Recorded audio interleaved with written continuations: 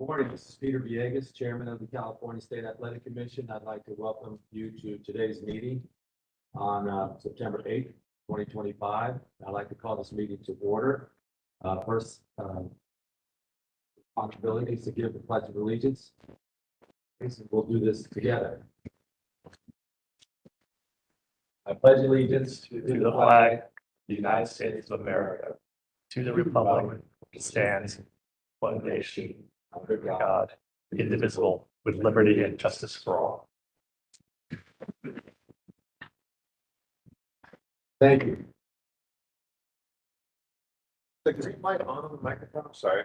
It is now. Mr. Foster, can you take roll, please? Yes, Mr. Chairman.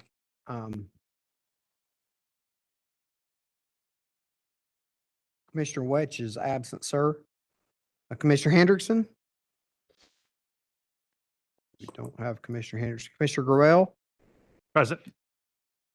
Commissioner Fiore? Here. Commissioner Dr. DeMars? Here. Commissioner Dr. Williams? Present. Chairman Villegas? Present.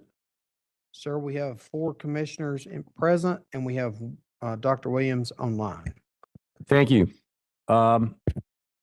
Welcome again to everyone. This is our 3rd meeting for the year. A very productive year, a very exciting year for our responsibilities in our world in combat sports.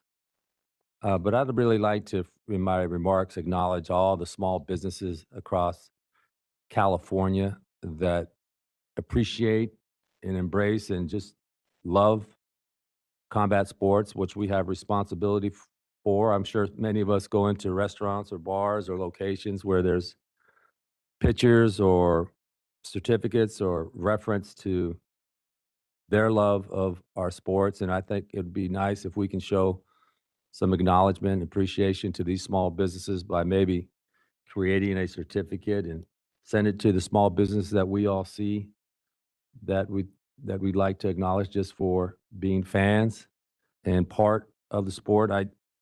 This is where people, gather to watch what we have responsibility for. And I say gather because it's where people come with their families, their friends, meet strangers, meet new people, and engage and appreciate our responsibilities. And I do think we have a responsibility to all of them, because if an event is not judged right or not refereed right, then we're disappointing them. And I just think that we should put some thought into acknowledging the people who gather at these venues and then also support our small businesses. And I don't know if there's a way to partner with maybe one of the other commissions that have restaurants or venues where they just show and highlight our responsibilities. But I think it'd be good if we can come up with a certificate to send to them when one of us or anybody appreciates the length they go to say, hey, we're combat sports fans. Come here, enjoy your meal, enjoy your drinks, and watch these events with us. So I just wanted to highlight the small businesses across the state of California. With that, I'd like to go to the agenda and review and possible action to approve the June 2nd, 2025 commission meetings. Do I have a motion? Motion to approve. Second? Second. Anyone from the public have comments on the minutes from June 2nd? Anyone on the line? Hearing none, Mr. Foster? Um, Mr. Commissioner, Chairman, Yes. before we continue, can I ask for people on the line? Sure. All right. WebEx is open for public comment. Well, that's our operator. Oh, my apologies. You were looking for Commissioner Williams?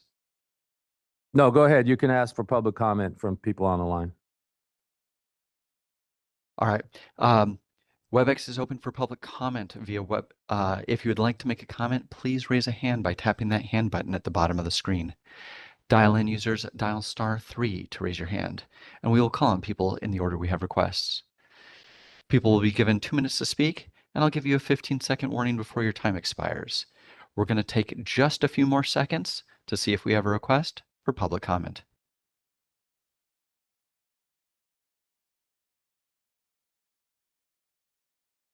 Seeing no request for public comment, do you wish to continue? Oh, hold on just a moment. Our first request is coming from Eric Hamidi. Hold on just a moment. We're going to send you a request to unmute your microphone.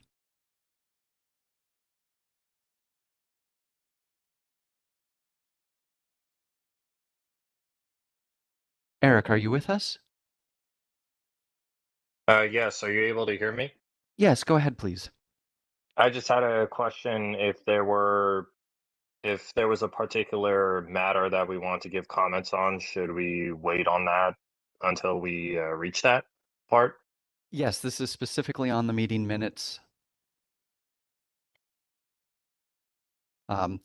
Later on in the agenda, we will have, if there's a specific agenda item that you would like to comment on, we would ask you to wait for that agenda item. If it is not on the agenda, then we have a catch-all later on. Okay, then I'll just wait for that. All right, thank you so much. Operator, any comments from WebEx? That was our only request. Okay, thank you. Anyone in attendance? Hearing none, Mr. Foster? Thank you, Mr. Chairman. Commissioner Gruelle, Aye. Commissioner Fiore, Commissioner Dr. DeMars, Aye. Vice Chair Dr. Williams, Aye. Chairman Villegas. Aye.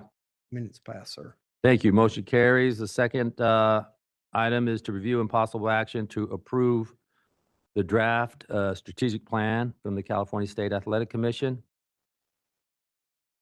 Do I have a motion? Motion to approve? Second? Second. Operator? All right. WebEx is open for public comment on the strategic plan and the motion. If you'd like to make a comment, please raise a hand by tapping that hand button at the bottom of the screen. Dial-in users, dial *3 to raise your hand, and we will call on people in the order we have requests. We're going to take just a few seconds to see if we have a request for public comment.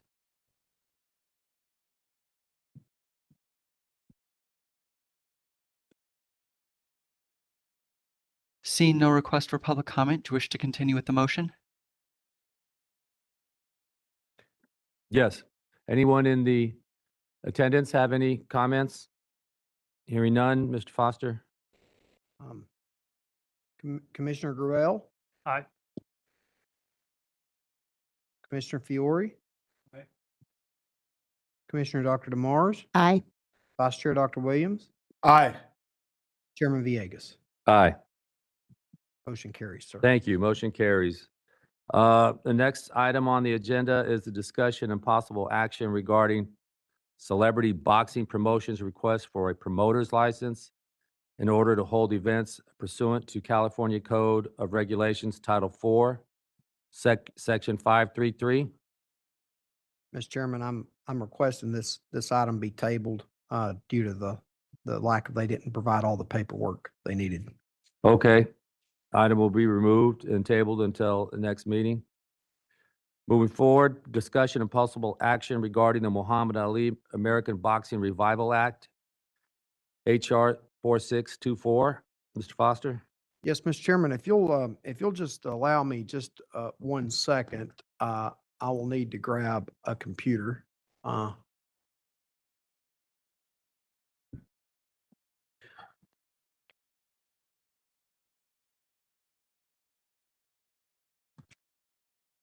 Okay.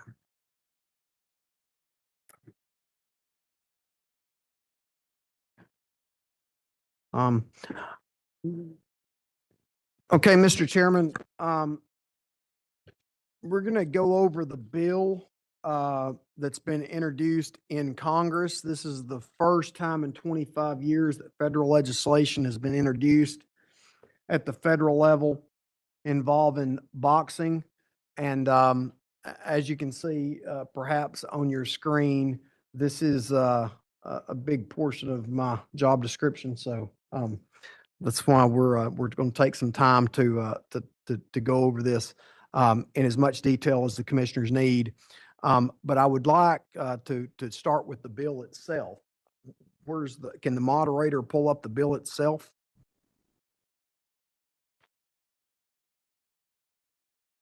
Okay. All right. So we're going to go through the bill, just the bill itself. The bill is introduced by Mr. Jack from Georgia and Miss Davidson's from Kansas. Mr. Jack's a Republican, Miss David's a Democrat. The title of the bill is the Muhammad Ali American Boxing Revival Act. And we go down to section 2. The purpose of this act is to provide increased choice and opportunity to professional boxers by allowing a professional boxer to choose or participate in an alternative system offered by a unified boxing organization, and part 2, to further enhance safety precautions that protect the well-being of professional boxers. So a unified boxing organization, I'm going to refer to it as a UBO. The Professional Boxing Act of 1996 is amended to add the following. A UBO is an organization shall be deemed to be in compliance with this requirement if the UBO meets the conditions of this section with respect to each boxer is under contract with the UBO and each professional boxing match organized by the UBO, referred to as a covered match. Now, there's safety standards, and we're going to start with the medical safety standards. And again, commissioners, this would be for fighters just signed to the UBO, not fighters everywhere. This would be just fighters signed to the UBO. And to go down, it's a physical exam, an eye exam, an HIV test, a hepatitis test. And the frequency of these tests shall be annually at least. One of the things that the UBO does have in it, or the bill does have in it right now, is the pregnancy testing. That is not part of the regulatory structure here in California by statute. It does have MRIs every 3 years, which is exactly where California is at. And it has special rules for in case a boxer is knocked out during a covered match. Notice the cost of these medical tests. This is a difference, is shall be financial responsibility of the UBO. So we'll make sure everybody understands that. We're hearing this right. The medicals are going to be covered by UBO. Now, if a fighter's over 40 years of age and they're fighting in the UBO, there's a whole different set of medicals that mirror very much what California requires, the Association of Ringside Physicians recommendations of boxers over 40, but a chest x-ray, electrocardiogram, urinalysis, a lot of things that are required for boxers over 40. Notice the next section, ambulances, the requirement of a minimum of 2 ambulances present on the side of each match. This is different than California rules that require 1 ambulance, although, as you all know, the commission often has 2, 3, or 4 at televised events. It also requires for a replacement ambulances if one leaves. Ringside physicians present requires a minimum of 3 licensed physicians. This is different than California requirements, which the commission requires 2 continually present. The cost of satisfying the conditions shall be the financial responsibility of the UBO. Again, just want to make sure that that's covered. Support services for boxers under the UBO. The UBO is required to have equipment and facilities for training and rehabilitation. The UBO ensures the boxer has access to equipment and facilities that are operated by the UBO for training. It also requires an insurance policy um, for, for coverage during the training period, this is different because right now we have insurance that's just for the event itself. That will continue, but the UBO is going to have insurance for the training period as well. They're also going to provide a medical coordinator to help the boxers complete their medical requirements to the state in which they're in.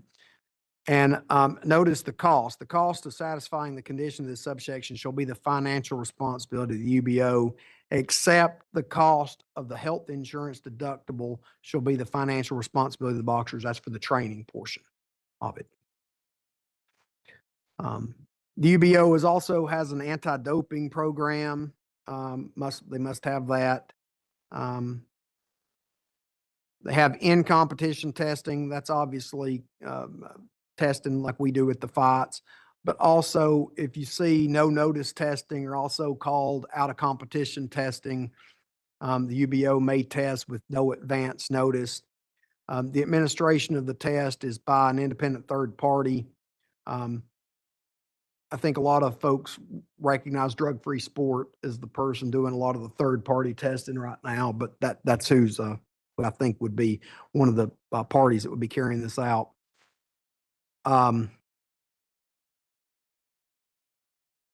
It goes on to talk about the penalties with respect to the test and the boxing commission of the state in which the covered match is held. Assessment for penalties. You guys can read this. Now, this is a little bit different. The list of prohibited substances and penalties. This UBO shall publish and make available a list that identifies each substance tested for under the anti-doping program of the UBO and each penalty imposed on a boxer under paragraph 5. This is a little different in California. We use the World Anti-Doping Agency list. So I've talked with the medical committee and the ABC. The World Anti-Doping Agency has often been slow to respond to new substances that are being developed. And the UBO wanted flexibility, probably through the expertise of Dr. Daniel Eichner at Smyrtle, who's also coincidentally the contracted scientist for the California State Athletic Commission for doping, to develop a list and be able to be nimble with that list when something new pops up.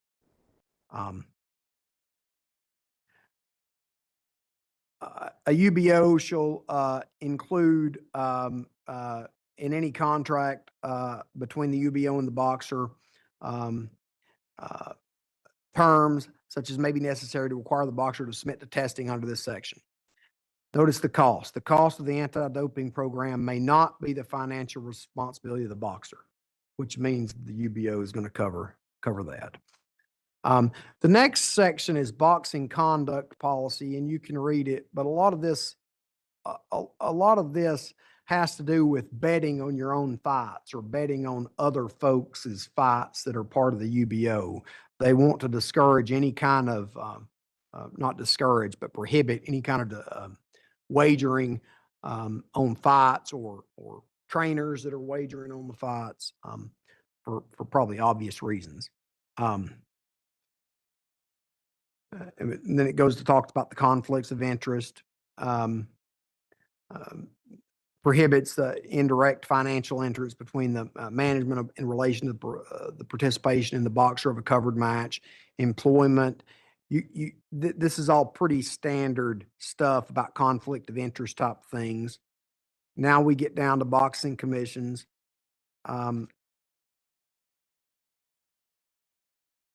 It won't allow a UBO can't hold a match in a state without a boxing commission, or a tribal reservation without a boxing commission.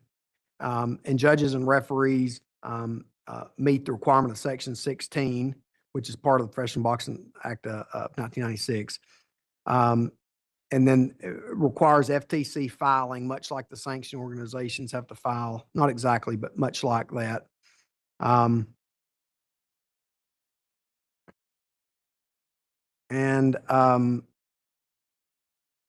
Keep going down. Relationship with state law. This is important for the commission. Nothing in this section shall prohibit a state from adopting or enforcing supplemental laws or regulations not inconsistent with this section, or criminal, civil, or administrative fines for violation of such laws or regulations. And the enforcement provision, you can see that, at least in the current draft, it looks to be a criminal penalty if there's a violation here.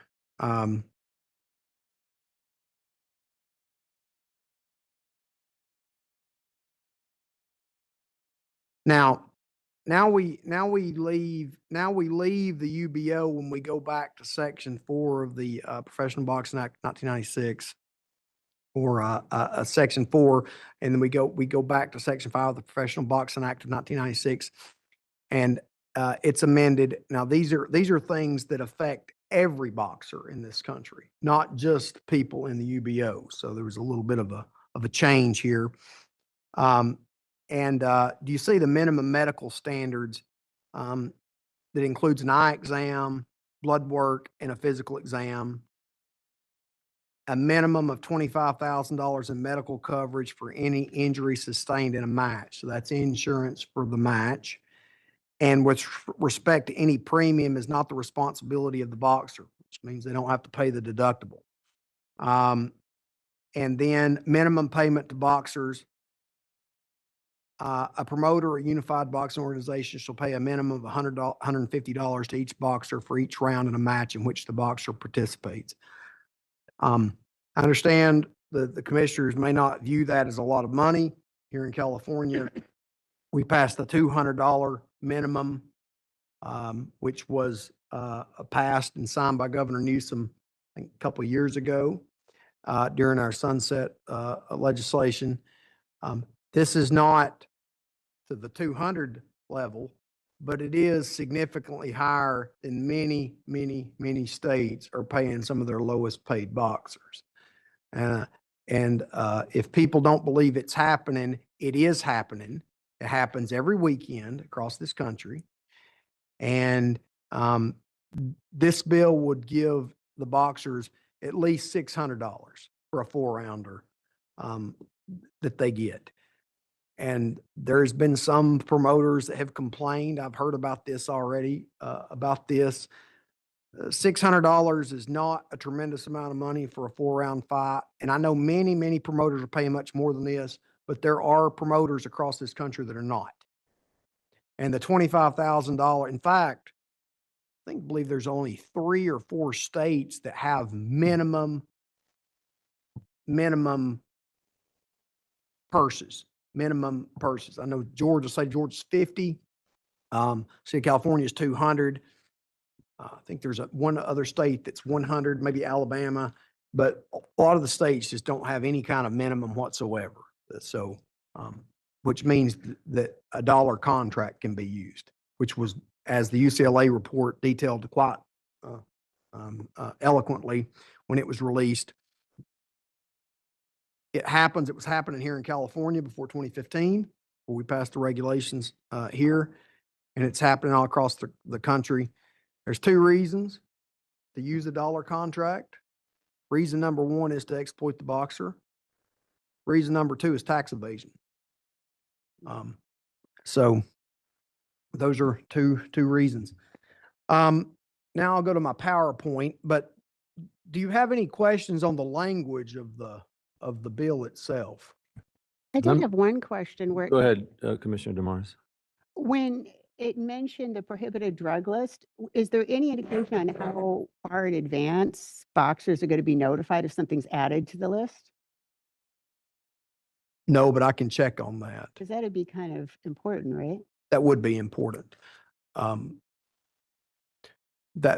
would be important. And I'll find, that's a very good question. I'm interested in Dr. Williams, any views from the medical standpoint, Dr. Williams? Yeah, kind of going through this, it looks like everything in the UBO portion and the other portion, it doesn't negatively affect California. In other words, we're already at or exceed all of those standards.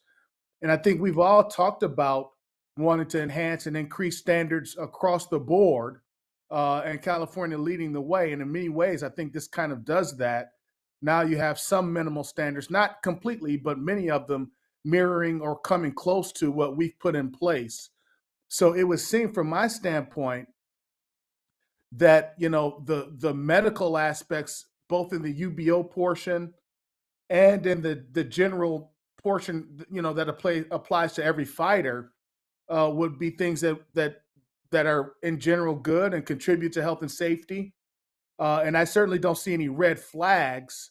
I think that in many ways it increases or improves health and safety, from what I can see. Thank you. I did have one. I question the pregnancy test, both because that's not required in California.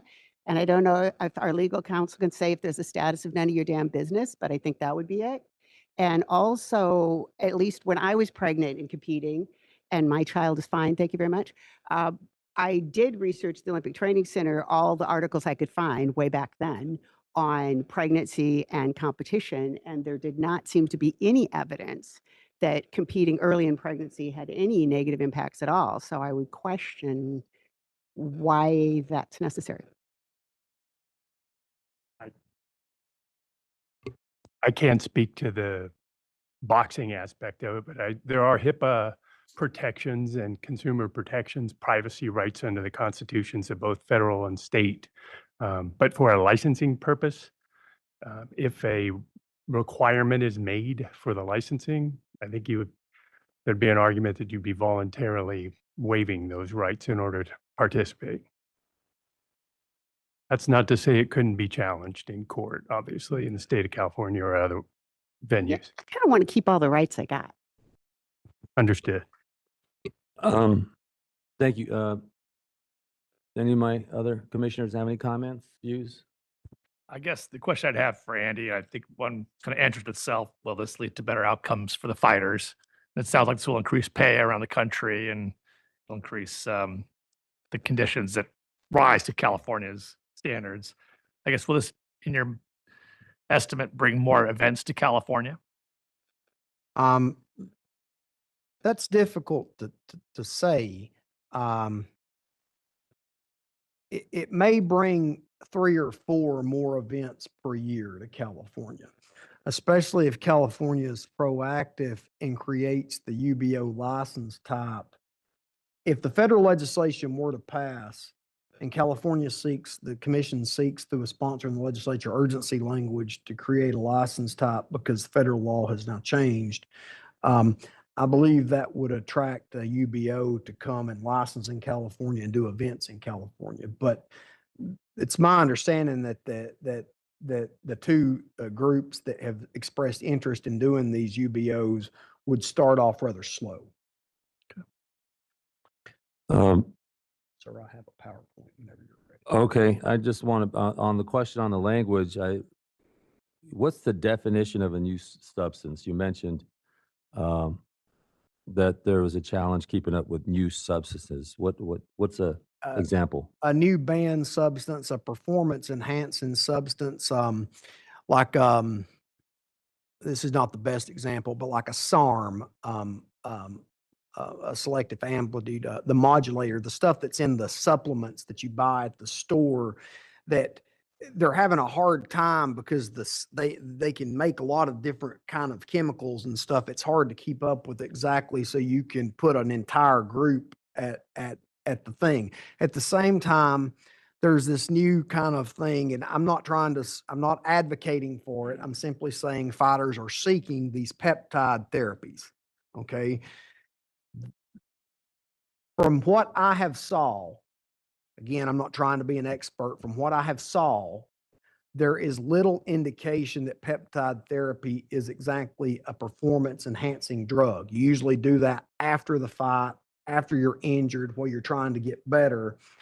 And it's my view that if something can heal a fighter quicker without being performance enhancing in the ring, that we should allow that fighter to be able to pursue that without penalty.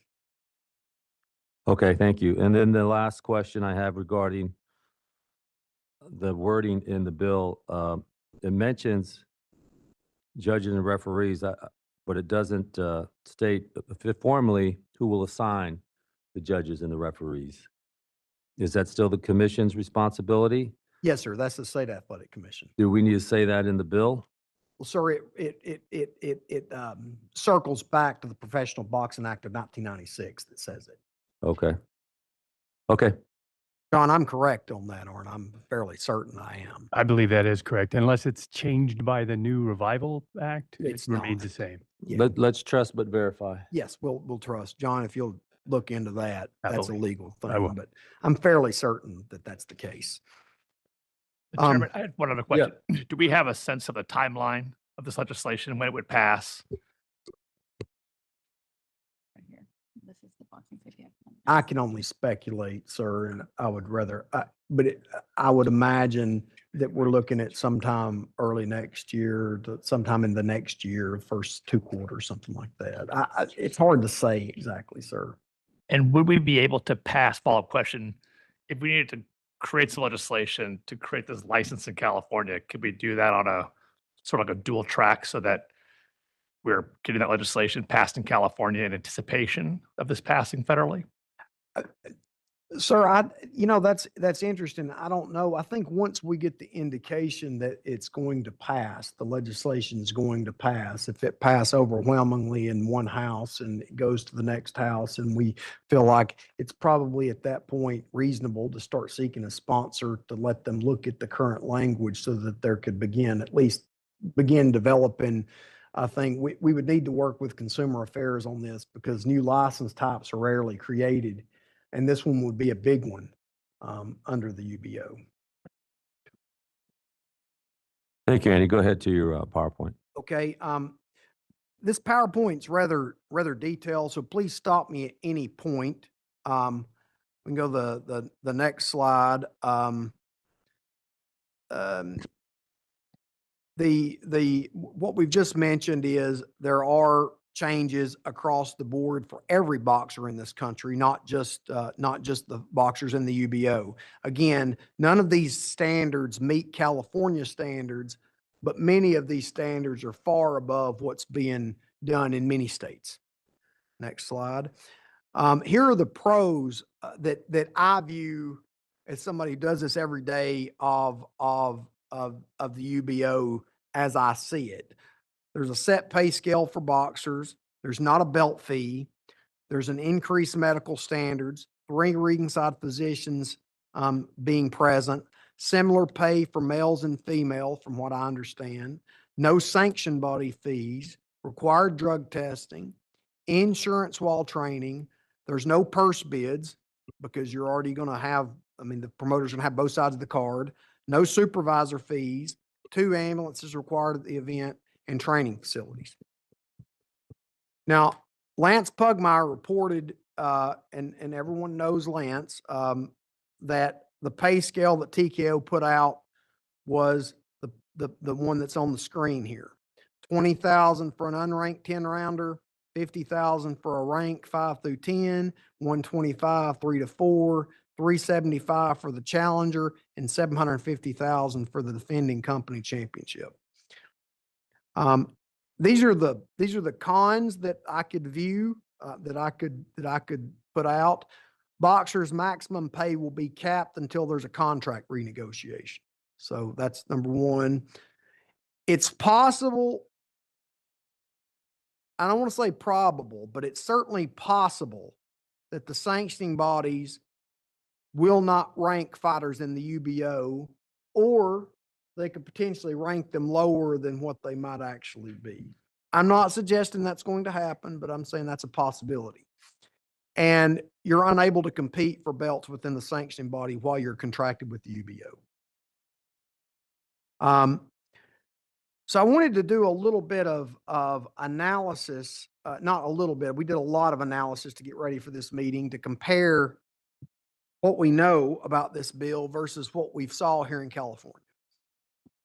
And since January of 2015 until August of 2025, the State Athletic Commissioner in California has regulated 165 world title fights in boxing. Now, 29 of those 165 title belts were for multiple belts. And 138 of the title fights were male, 27 of those title fights were female. You have in your handouts the pay of each and every fighter with their name of every fight and the organization of every fight done in California during that time. Of the 138 male boxers that fought on the A side or the champion side, let's just call it the A side. That's the terminology I'm familiar with. Almost $65 million of payouts. The B side, 32,382,000. The females of the 27, about 1.7 million. The 27 on the B side, about 900,000. The average boxer pay on the A side was 404,000. The average on the B side, 201,000.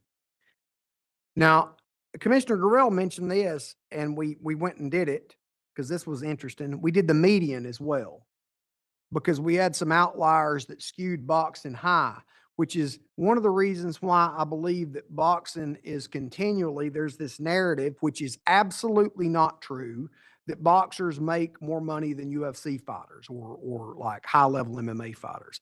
It's not true. It's not true. It might have been true 15 years ago. It's not true anymore. The median pay was 200,000. The B side was 75,000. Now the average male boxer pay was 470,000. The average B side male boxer pays 234,000. Again, the median male pay 250,000 versus 79,375. Now look at the drop off to the females. The female boxer pay for the champion side, the average was 62,534, and the B side was 32,926. The median female pay was actually the same, interestingly enough. So these are the sanctioning organizations that we deal with on a very regular basis: the WBA, WBO, the WBC, the IBF, and sometimes we deal with the IBO. On average, boxers are assessed a fee of 3% from their purse. If the belt changes hands, the challenger is assessed a belt fee. Promoters are assessed a promoter's fight sanction fee ranging from $3,000 to $25,000. If the bout's for multiple belts, then each sanctioning body assesses these fees on the boxer and the promoter. And a host of other fees, from purse bid fees, insurance, license fees, and welfare fees, are also assessed. Now, everyone remembers the Charlo Castano bout that we did. I think most of you were present at that particular fight. This is an example of that particular fight. Now that was a unification, but the promoter paid $15,000. Then Charlo paid $20,000. Castano paid $15,000, and then the belt was assessed at $1,500 should it change hands. That's from the IBF. Now we go to the next slide. Same fight, the WBA. The WBA assessed the promoter $25,000, assessed Charlo $30,000, assessed Castano $15,000. They charged a $3,000 fee for legal and insurance. They charged Charlo $1,200 for a manager license, Castano $1,200 for a manager license, and a belt fee of $5,000. Now go to the next slide. Same fight. This is the WBC. The WBC, Tom Brown had paid his promoter's fee, but the sanction for the promoter is $25,000. Charlo was $30,000. Castano was $15,000. So $70,000 for this fight. The championship belt was $3,500, but that didn't get assessed because Charlo retained his title. Again, next slide, same fight as the WBO. 15,000 for Castano, 30,000 for Charlo. This was only a $7,500 assessment to the promoter, but 5,000 for the welfare fund, 1,700 for the group accident policy. So a total of $59,200 for this assessment.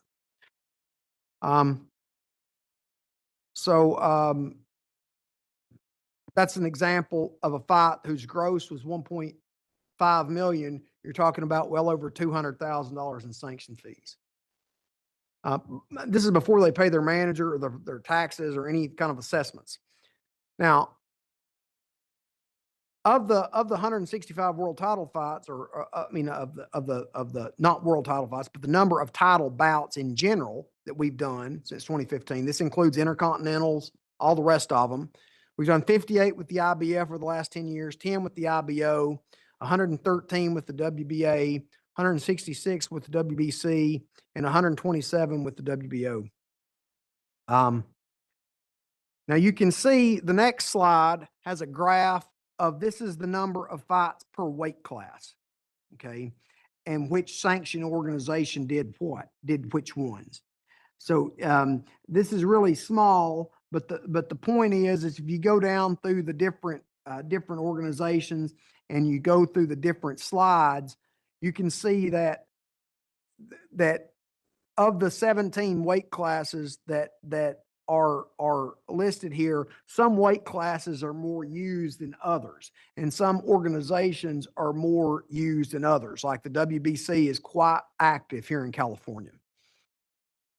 So this is the total purse payouts across all title fights in California during that 10-year period. And we're talking about literally hundreds of millions of dollars on that page. And it's by sanction organization. But as you would probably surmise, the WBC is far and away the highest with $102 million of payouts, WBA at $90 million, IBF at $53 million, the IBO at $47 million, the WBO at $39 million. So it kind of leads to, as I was thinking about providing a recommendation to the commission on this particular bill, 18640.5 kept jumping out, and it says basically what actions can the commission take to lead to greater opportunities for its license to participate in major professional championship boxing contests in the state of California. And if the pay scale that Lance Pugmire has reported, commissioners, is anywhere near accurate, and he claims it is, if it's anywhere near accurate, boxers will do better under the UBO model than about 80% of the boxers that we've had here in California. There's about 20% that are essentially like kind of unicorn type boxers that are at the very highest level that make millions and millions of dollars. It's actually a little higher than 80%, but it's a small minority of the total number of elite boxers. And I would consider if you're fighting for a world title, you're an elite boxer. Most boxers would do better financially under the UBO system. Now, we need to talk about, I'd be remiss if we didn't talk about what's happening in boxing that kind of has led us to this point. Top Rank has lost their ESPN deal. Now, no doubt they'll be back on TV soon with some provider. But the point I'm making about this is, you can see the article, there's no return to linear TV for boxing inside. Okay. Boxing is in danger of going off the air and across a lot of the things. If you'd have asked me 15 years ago if HBO was going to quit doing boxing, I would have laughed. HBO stopped. Then Showtime stopped. Now, Top Rank lost their deal with ESPN. Tom Brown's off of Fox. So it leads to the thing is what's going on with boxing and what can be done. If you go to the next slide. And again, I'm putting this out there because it's out there. This is in the media. It's been widely reported. Paramount just paid the Ultimate Fighting Championship rights of $7.7 billion in a 7-year deal. That's $1.1 billion per year. Now, I don't know if Paramount is going to broadcast boxing. That's not what I'm telling you. But what I'm saying is Paramount just paid UFC this much money to broadcast. And if they're doing that, and you have a company like Zuffa who is interested in coming in and promoting, I have watched Zuffa take people that no one has ever heard of before and make them worldwide celebrities. That's what a promoter does. And I watched it. I mean, I've known Forrest Griffin for a long time. And I remember when he was going to go be a cop in Athens and he got the call to be the Ultimate Fighter and he become a household name with the fight with Stephan Bonner. The same thing that the UFC and Zuffa has done in mixed martial arts can be done in boxing, I believe. And they'd be one of the people that is supporting this bill. Also, you have a situation where like Tom Brown or Top Rank could also enter the market under their own UBO and put their fighters together. And instead of having to wait for all this time before you have to take step aside money because of the purse bid process, or you have to do X, Y, and Z, you could have fighters A fighting fighters B that the public wants to see. You don't have to sit around and wait for the promoters to come to an agreement. I mean, look, the argument against it, I think, is kind of, look, what is worse? And I'm asking that almost as a question. The biggest thing this bill does is lets the promoter have both sides of the card and rank their own fighters. We have saw how that's worked out. Now, the current way it is if you've got the mandatory, like the number one contender, you're required to fight that person once a year at least. I believe the rules is it differs from once a year. But if there's a fight that somebody else would rather see and you want to have like somebody skip the ratings, they pay this called the step aside money. So you can just this person will just voluntarily go away and you can make the fight. This kind of system, while it also has protected and this system's not going away, this is just adding a new thing to it. But it has in some ways prohibited the public from being able to have consistent matches that it's wanted to see. And the UFC has consistently produced matches. They have a financial interest in producing matches that people want to see. And I think the market has already dictated essentially what fighters will be paid. We have 165 world title fights here in the state of California.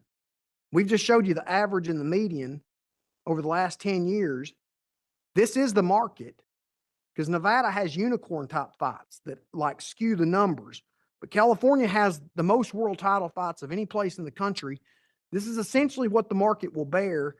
The UFC has come in and said, if Lance Pugmire is right on his reporting, we're going to pay 170% of that number.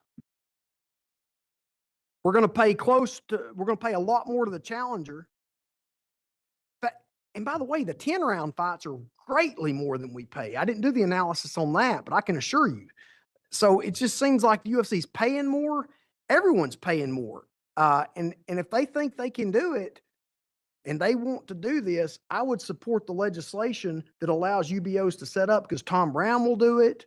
Top Rank will do it. Golden Boy may do it. I have 2 questions on the contracts. Sure. Hold on real quick, Commissioner. Is that, I want to let Andy finish his PowerPoint before we start asking questions. That's the end of my presentation. Okay. Commissioner DeMar? The first one, so these are going to be exclusive. So if somebody has a contract with a UBO, they can't have a contract with WBC. They can't fight for a WBC title. Is that correct? Well, they couldn't fight for a different promoter and the different promoter would fight, right, exactly. Okay. So they couldn't contract for a WBC fight because they'd be under a different promoter. That's right. And my second question, so these contracts with UBO would be 5-year contracts? Here in California, 5 years is the limit of the time But period. there's nothing that prohibits anybody if they have a good agent or manager from saying, this is the amount I get, but I'm also going to get a share of the gate. I'm also going to get a share of this. Is that true? That's right. A manager could negotiate. These pay scales that Lance put out were, from my understanding, he saw one of the contracts. Now, I didn't see it, so it's like kind of like hearsay, but Lance put it out there. He reported it. And if that scale's anywhere near correct, that's a lot of money for boxers. Okay, thank you. Dr. Williams, I want to give you a chance to comment. I don't have any additional comment. Okay, thank you. Commissioner Gruelle or Fiore, any thoughts or comments? Just want to take a second to congratulate Mr. Foster. You've done an exceptional job, not only with the presentation, but with talking to the commissioners and going over this thoroughly. So really feel like we're really well informed. So thank you. Thank you. I guess I have just one question for the commission. And thank you for the presentation. If the commission was inclined to support this legislation, what are our options to show that support? Certainly a letter would be an option. If you got a percent balance. Another option would be perhaps recommend maybe the chair and myself, if requested, testify for the bill. I know, if speaking for myself, that I'm supportive of this legislation. I think it'll do good things for the fighters and hopefully bring events to California. So do we need to have like a motion to do Yeah, something we like that, or just recommend how would we perfect a request to either? We would have to have a motion to formally provide our support, say our support for this bill. I'd make that motion right now. Okay, I just wanted to make sure that we get all the comments. Is Commissioner Hendrickson on the phone or on the WebEx? Tricia, is Commissioner Hendrickson on the WebEx? This is the moderator. I'm looking right now. While we're looking, I would just add, thank you, Andy, for your thorough information. You know, our responsibilities is for the fairness and safety of fighters and participants in our events. And I think this definitely addresses the fairness for opportunities they have and requires the safety, not just in California, but I think one of our abilities is to influence states across the country because what happens in California happens elsewhere. And I think that speaks to our leadership here in California and the importance of us having a voice on this issue.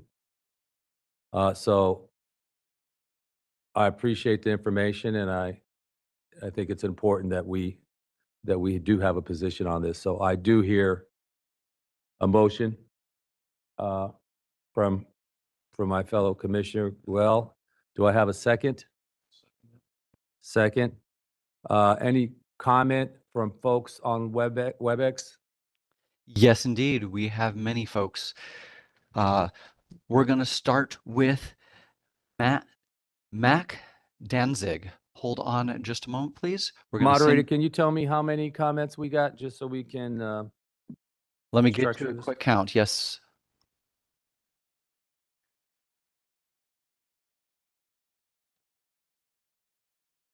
About a dozen. Okay, and they all get 2 minutes, correct? Yes, indeed. Okay, thank you. All right. We're going to start with Mac Danzig. Hold on just a moment. We're sending you a request to unmute your microphone. Hello? Go ahead, please. Hi, can you hear me? Yes, indeed. Go ahead, please. Okay, great. So I notice a whole lot of talk about these things like the money per round and other things like regarding medicals and things like that, which is not that much different than the way that things already are. The major thing that I see happening, and there was only one question that was asked about it, is whether or not the fighters are going to be able to compete for multiple titles. If they're restrained because they're with the UBO, then what's going to happen is the same exact thing that you have nowadays with the sport of MMA, which is not structured as a sport. It's monopolized by one company. So all of this talk about these little things about we're getting this, or we're getting $150 a round, or we're going to test for drugs and all this stuff. These are things that are already pretty much happening. Nobody is talking about the fact that what this leads to is one company monopolizing the entire sport. And the idea of like calling it the Muhammad Ali Boxing Revival Act is just like a smokescreen. Like, what are you reviving? The whole Ali Act was put in place to stop people like Don King from doing what they were doing. And now we've come full circle and we have a company that wants to do it again. And I think that the fighters are going to get the short end of the stick. And I don't think that $150 a round is much, and patting yourself on the back for saying 15 that seconds. that's some sort of pay raise is not true. That's like patting yourself on the back for tossing some change in the homeless guy's cup and saying that other people don't toss anything. It doesn't mean anything. It's not going to help anyone. Thank you. Thank you, Matt. All right, next we're going to hear from Tarek. Hold on just a moment, please. We're sending you a request to unmute your microphone. Yes, can you hear me? Yes, go ahead, please. Okay.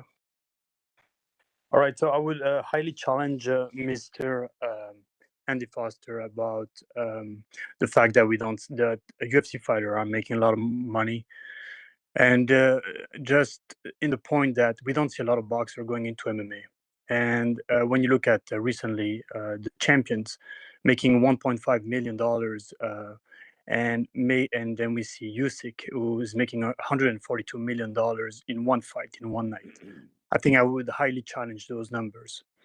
In regards to the Ali Act revival, the Ali Act has been highly successful in accomplishing its three main goals: preventing monopoly, fighter exploitation, and conflict of interest that harms both the boxer and viewing public by stripping away the integrity of the sport.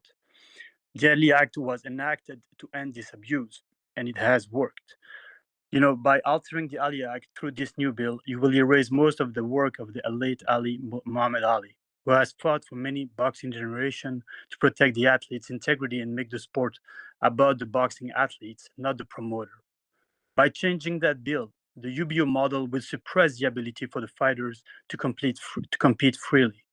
The UBO model will restrain athletes to compete for other promotion due to the exclusivity of the contractual clause. The UBO model acts as a promoter and a sanctioning body, which is a huge conflict of interest for the boxers. This is exactly what Muhammad Ali fought against. No athlete should be restrained from competing freely, as it's already done across all the sports. 15 seconds. Sports. So why is it any different for boxers and MMA fighters? As a former MMA fighter, I do not want to see this bill pass through the support of the biggest athletic commission in the U.S. This will ensure unfair competition for all the upcoming generation of boxer and MMA fighters. Thank you, Tariq. Thank you.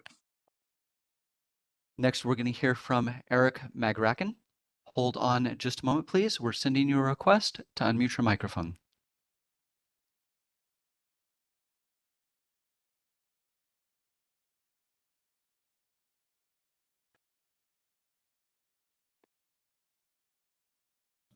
Can you hear me? Yes, go ahead, please. Perfect. First, one question I hope could be answered in these 2 minutes. Andy, you mentioned that about 20% of boxers in California are going to be hurt if this passes under the UBO model. which of those 20%, which of those boxers have you consulted before forming your position to possibly support this bill? Comments, please. Okay. Well, just a question.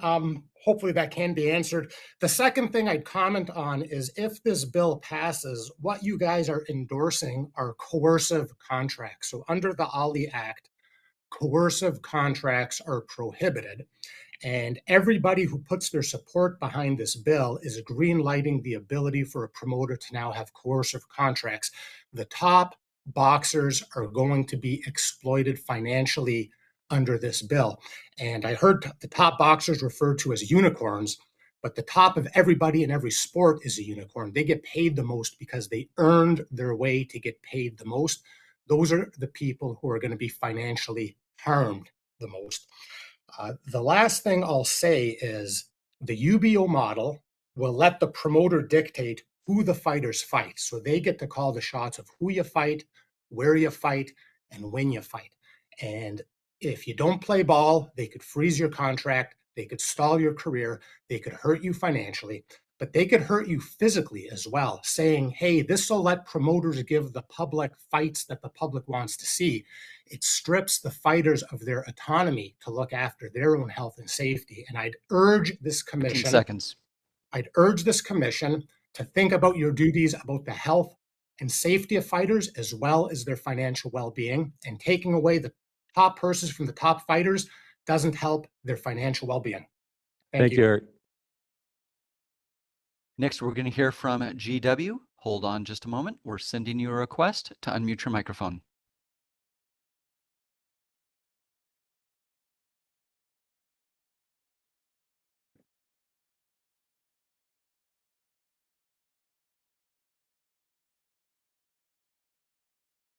All right, GW, we're going to send you another request. Are you with us? Can you hear me? Yes, go ahead, please. Sorry about that. All right. So I really think that the minimum and the insurance is really just window dressing to make people think that this is good for fighters when it really isn't, because we've seen how a UBO type system works with UFC, and it's left fighters stuck with the promotion because they're the one that controls the market, and they get to choose when fighters they get to choose like how much money fighters are making, and fighters aren't free to fight like for other belts. They're stuck with the UFC belt. And in 2024, the UFC generated over $1 billion in revenue, and less than 17% of that went to the athletes. That's because of a system like the UBO. If boxers don't have the ability to be in a free market, then they're stuck with that promotion pretty much. That's pretty much all I have to say. Thank you. Thank you, GW. Next, we're going to hear from Eric Hamidi. Hold on just a moment, please. We're sending you a request to unmute your microphone.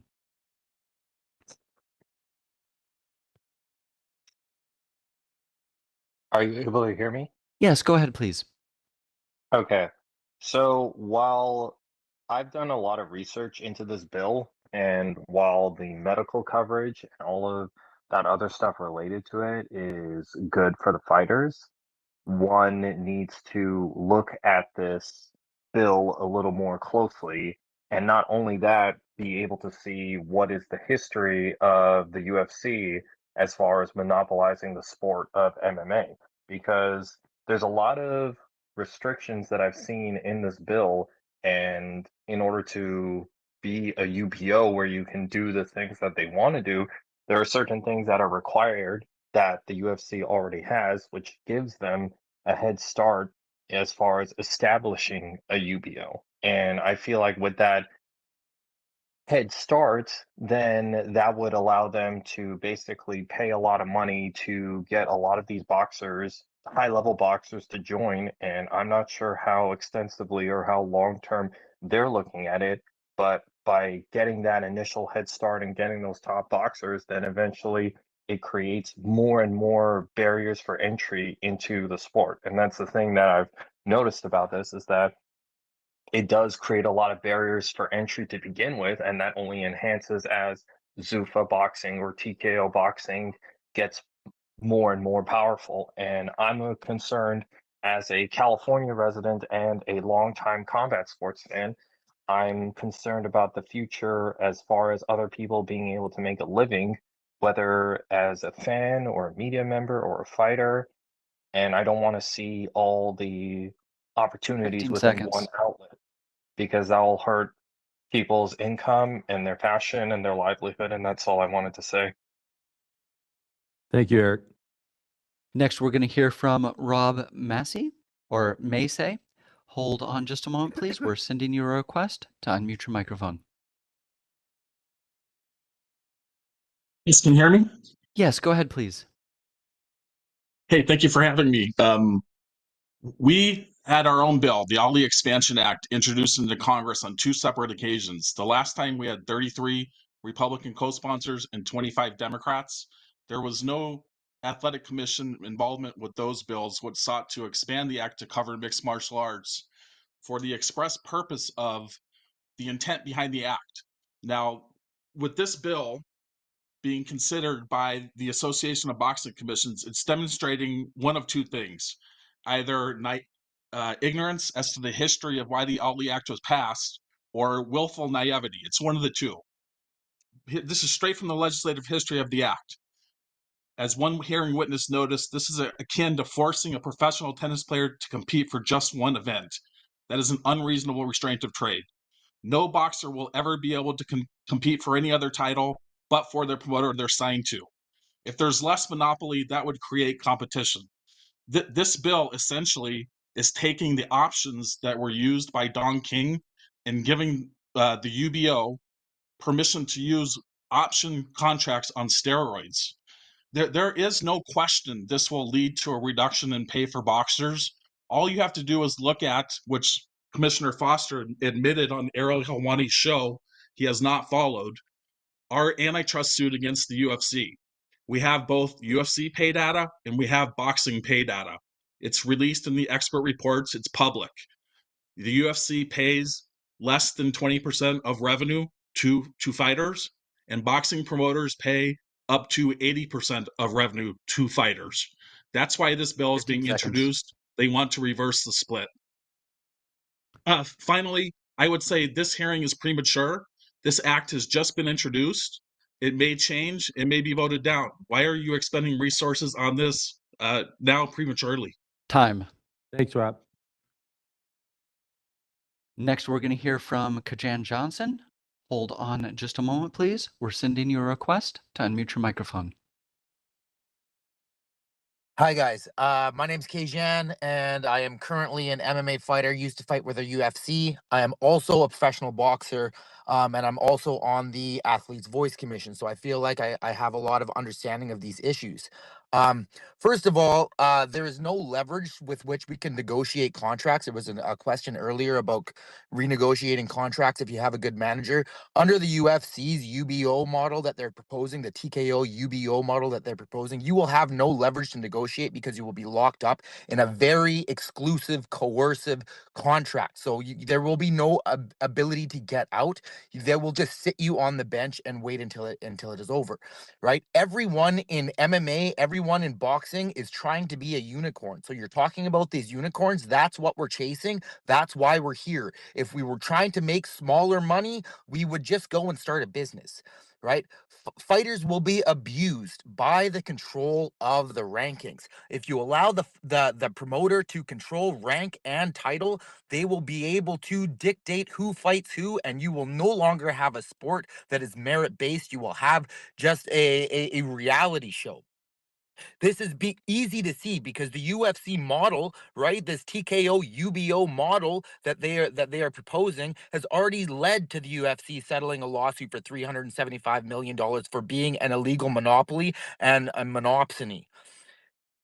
You cannot, in good conscience, make fighters suffer in order to allow boxing to be revived. If this was even going to do that, it will not. This will harm fighters, guaranteed. It is 15 seconds. guaranteed to harm fighters. I urge you guys, I'm pleading with you, do not let this bill pass. Do not support this vile bill because it will harm every single combat sports athlete on the planet. Time. Thank you, Keishan. Next, we're going to hear from Brock Jardine. Hold on just a moment, please. We're sending you a request to unmute your microphone. Hello, can you hear me? Yes, go ahead, please. Hey, thanks for having me. I as a former UFC fighter, I highly disagree with this bill. I highly encourage you guys to re-listen to the peers before me that are a lot more knowledgeable about this stuff than I am myself.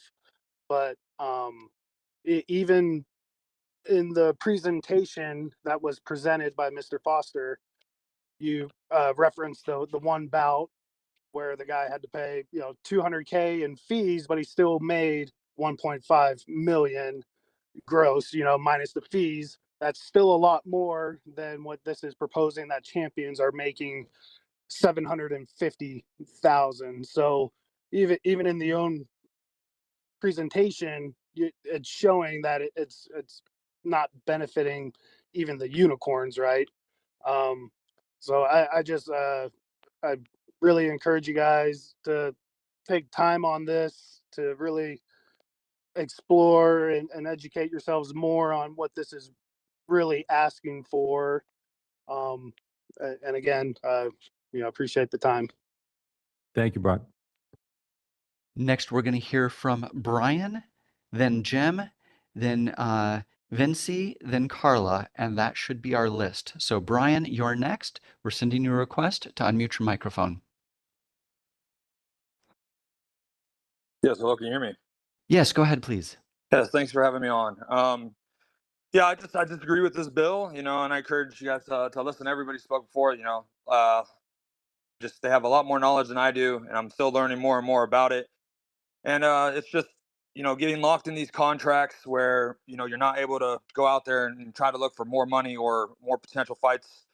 The original Ali Act was there to protect the fighters and let their voices be heard, be able to speak out, and give more options for them to be there. And I think this really restricts fighters and puts them in a rough spot. And overall, all the fighters are going to make less.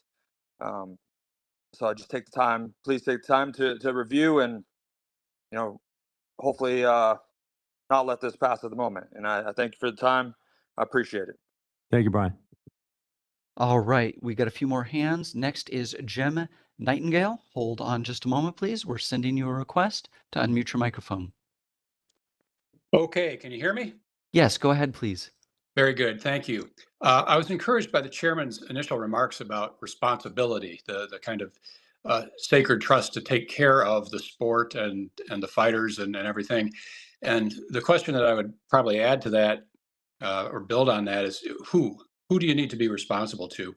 I would submit that the big promoters, the TKA, the UFC, they don't really need you to act responsibly. The people who need you to act responsibly are the fighters, who I would remind the commission this is maybe a little bit of a secret, but fighters don't come from money. Fighters are typically low income, often minorities. These are the guys that you need to be looking out for. And this bill puts an inordinate amount of power into the hands of people who already have a great deal of power, the promoters, the UFCs and the TKOs. I was frankly, in watching Mr. Foster's presentation, I was appalled that his list of cons did not include the fact that this concentrates an immense amount of power, indeed all the power, in the hands of those UBOs. We have history. We know what happens from the Don King days, from what the UFC has done, the $400 million lawsuit they've already lost. And I would suggest that there is a safety impact here, that when you have captive fighters and the promoter tells you who you're going to fight, that's when you get mismatches. And mismatches, if you want to have injuries, if you want to have people hurt, the way to do it is through mismatches, right? I see very little good about this bill. The benefits are largely illusionary, and it undoes a bunch of good work that was done in the 15 original seconds. Ali Act. Thank you. Thank you, Jim. All right, next we have an email address, and I think it's Vinny Sisuma you're going to have to help me with the enunciation. We're sending you a request to unmute your microphone. Can you guys hear me? Yes, go ahead, please. Good morning, commissioners. Thank you everybody for having me. I have a couple points that I want to point out. And I really wish you guys could take a look in everything that we are saying, because the pass of this bill can drive the market to a real monopoly and can make the sport of boxing become just like a show as MMA is being run today. So history teaches a hard truth. When rankings and exclusivity are controlled by the same entity, fair competition is destroyed. Every sport that allowed it turned into a monopoly. Fighters lose choice, promoters stop competing for fighters, and transparency disappears. While we talk about $150 per round, let's not lose sight on the bigger picture. In boxing, fighters typically earn 50 to 80% of the revenue generated by the fights. In MMA, fighters earn only 13 to 20%. This is the model that you guys are proposing, is the same system that is run in MMA. Favoring promoters over fighters and further concentrating power while the athletes themselves are left with a fraction of what they create. So what happens to the other promotions under this law? Will they qualify at all? Will they still have access to the top fighters? Or will they be locked out while only one group controls rankings, fighters, matchmaking, and opportunities all at once? If a promoter can also act as a sanctioning body, then exclusivity must be removed. If this law passes, how can the California State Athletic Commission claim to protect fighters when only one promoter remains? So if there are no other promoters, if the promoter itself can become the sanctioning body, what's the role of the Athletic Commission? Without multiple promoters, 15 seconds.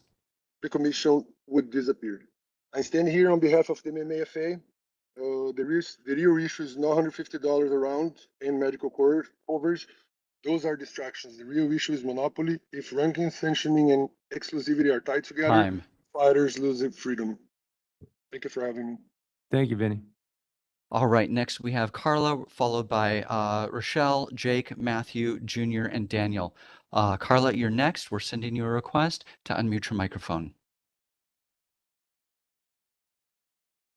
Hi, good morning, everyone. My name is Carla Duran. Just here to say that the OLLI Act is designed to protect fighters, and it should be strengthened and expanded into mixed martial arts, not weakened as this bill proposes. True health and safety, and frankly, the leveling of the playing field when it comes to sanctioning bodies comes from expanding fighter protections, not rolling back the existing rules under the guise of reform. As a side note, what percentage of that Paramount deal did go to the fighters? Fighters must come first. They deserve a meaningful voice in decisions that affect their safety and careers.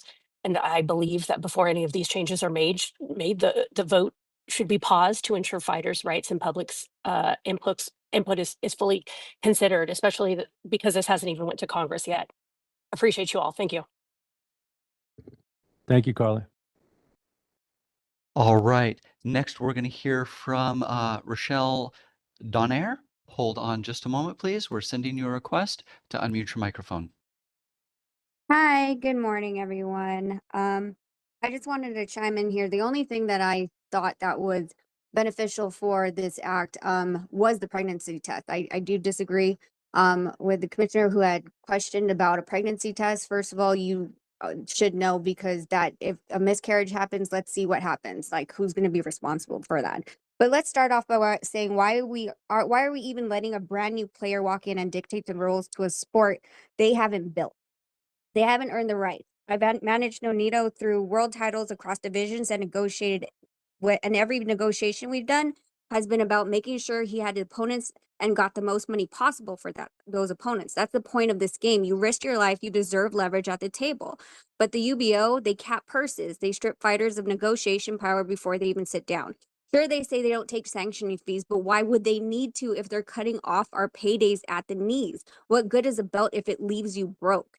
And then there's the Muhammad Ali Act. That law is the only reason managers like me can sit across from promoters and know we're not being completely railroaded. It forces transparency. It prevents conflicts of interest. It's the legal shield that keeps fighters from being owned outright. Look at MMA, no Ollie Act, and fighters are begging for pennies while promoters are raking in millions. That's what happens when the rules are stacked against the athlete. I know firsthand what's at stake. Every fight we've taken, I've had to think, how much are we getting paid and what happens if Nonito ends up in the hospital?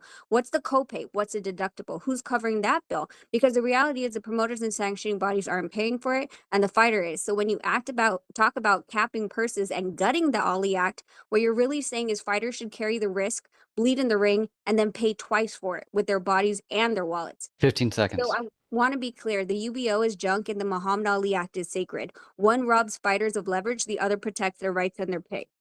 You can't claim you care about boxing while pushing a belt and ripping down the one law that actually protects the people stepping into that ring. Time. Thank you, Michelle. Next, we're going to hear from Jake Donovan. Hold on just a moment, please. We're sending you a request to unmute your microphone.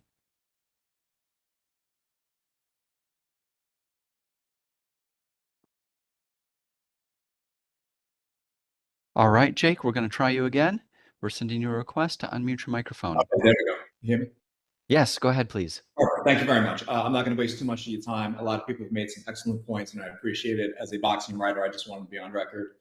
In my own opposition of this, Andy, you and I have known each other for a very long time. You know how much respect I have for you. I know the same is said in return. I'm a little disappointed in this meeting. It almost feels like you guys are acting as lobbyists rather than protecting the interests of the fighters.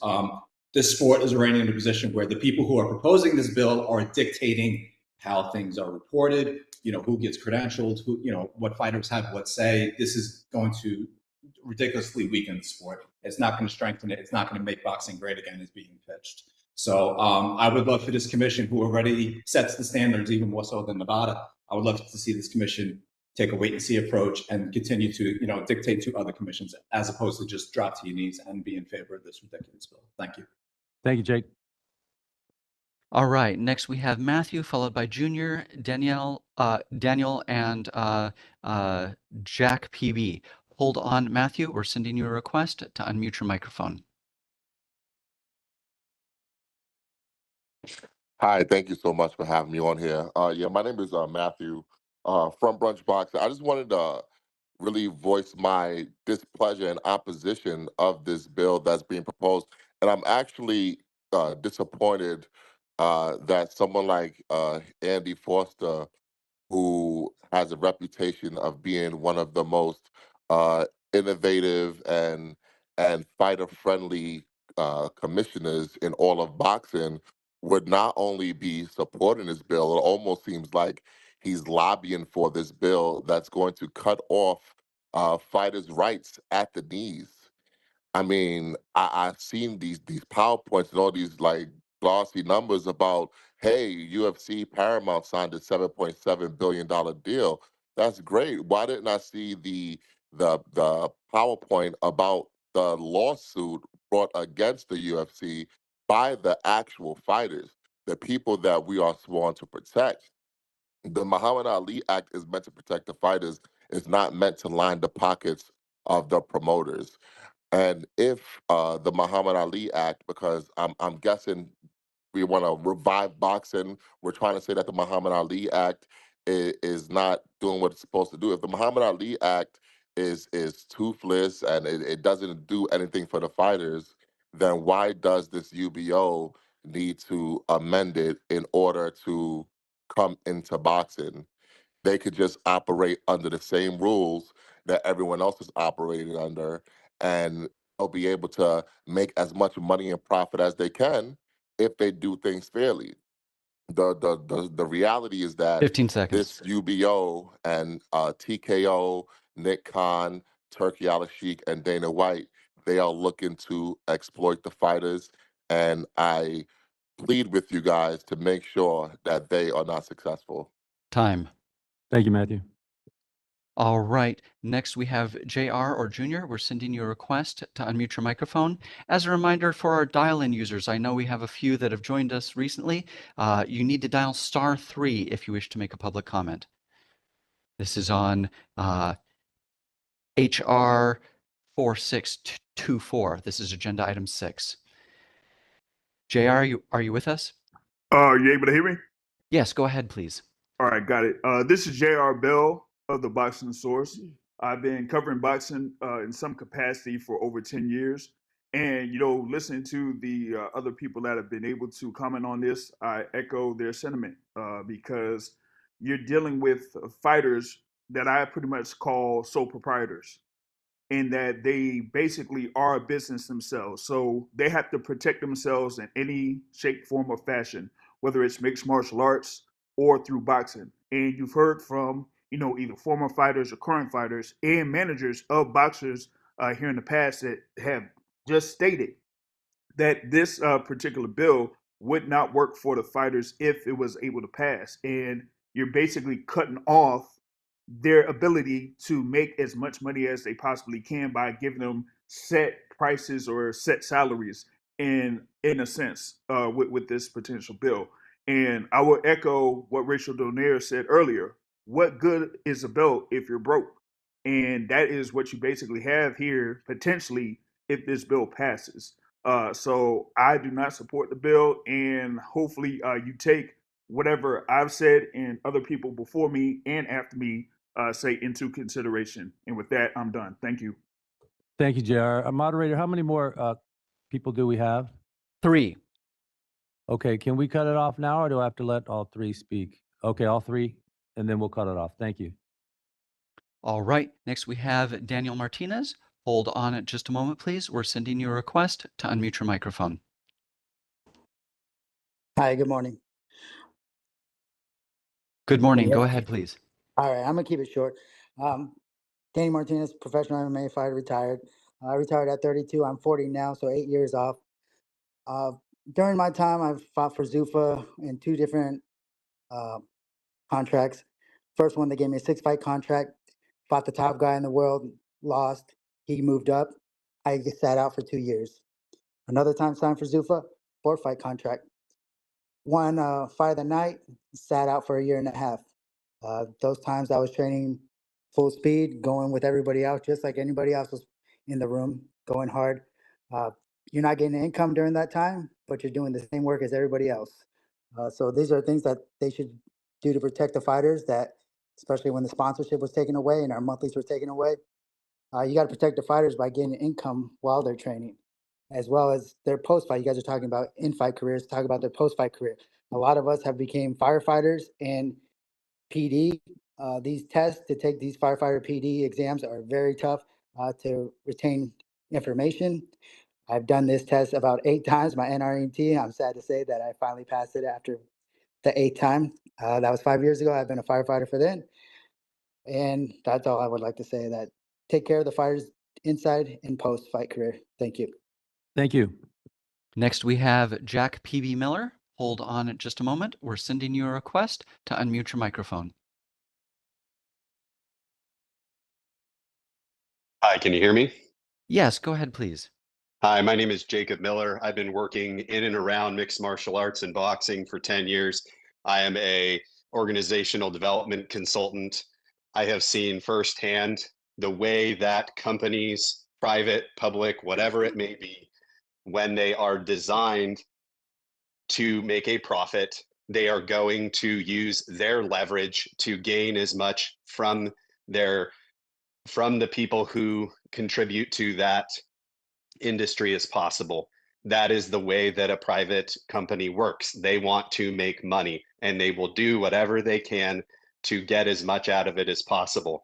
This is just another transparent attempt from another company to dangle a little carrot in front of exploited people and say, look, we're doing this good thing for you. Now give away your leverage, give away your transparency, give away the piece at the seat at the table that you have.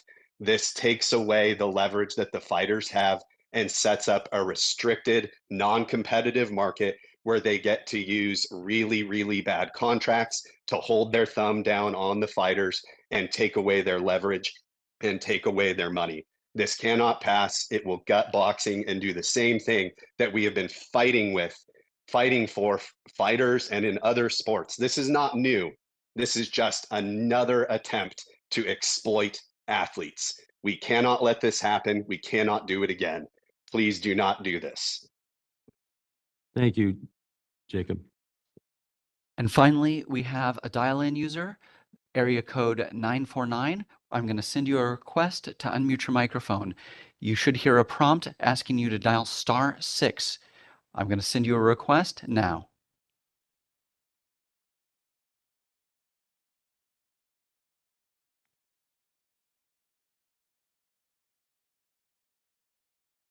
Are you with us, 949?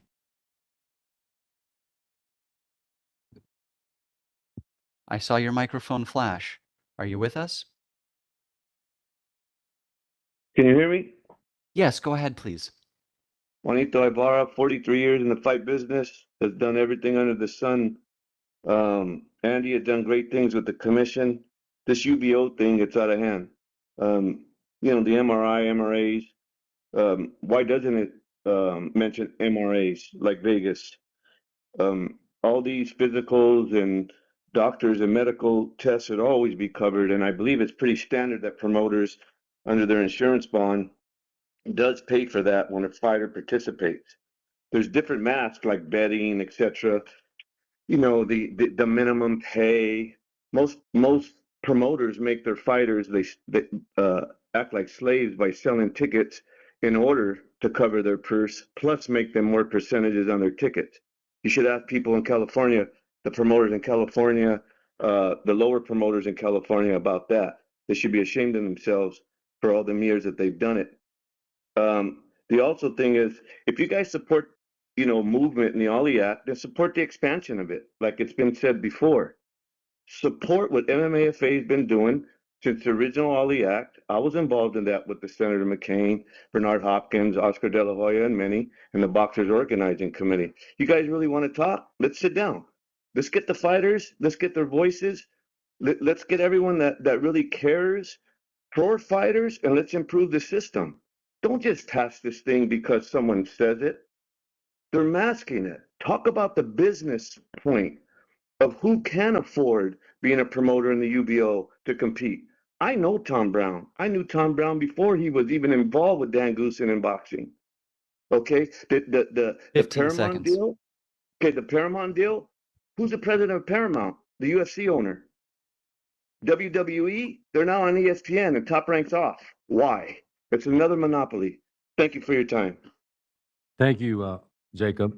Juanito. Yeah. Moderator, is that it? Those are all of our requests for public comment. All right, thank you very much. I'd like to thank everybody for their interest and their comments on this issue. I have a couple questions for Mr. Foster. Andy, I need to clarify, the fighters will have a choice to either enter the UBO or not. Is that correct? Yes, sir. Okay, so the fighters will have a choice.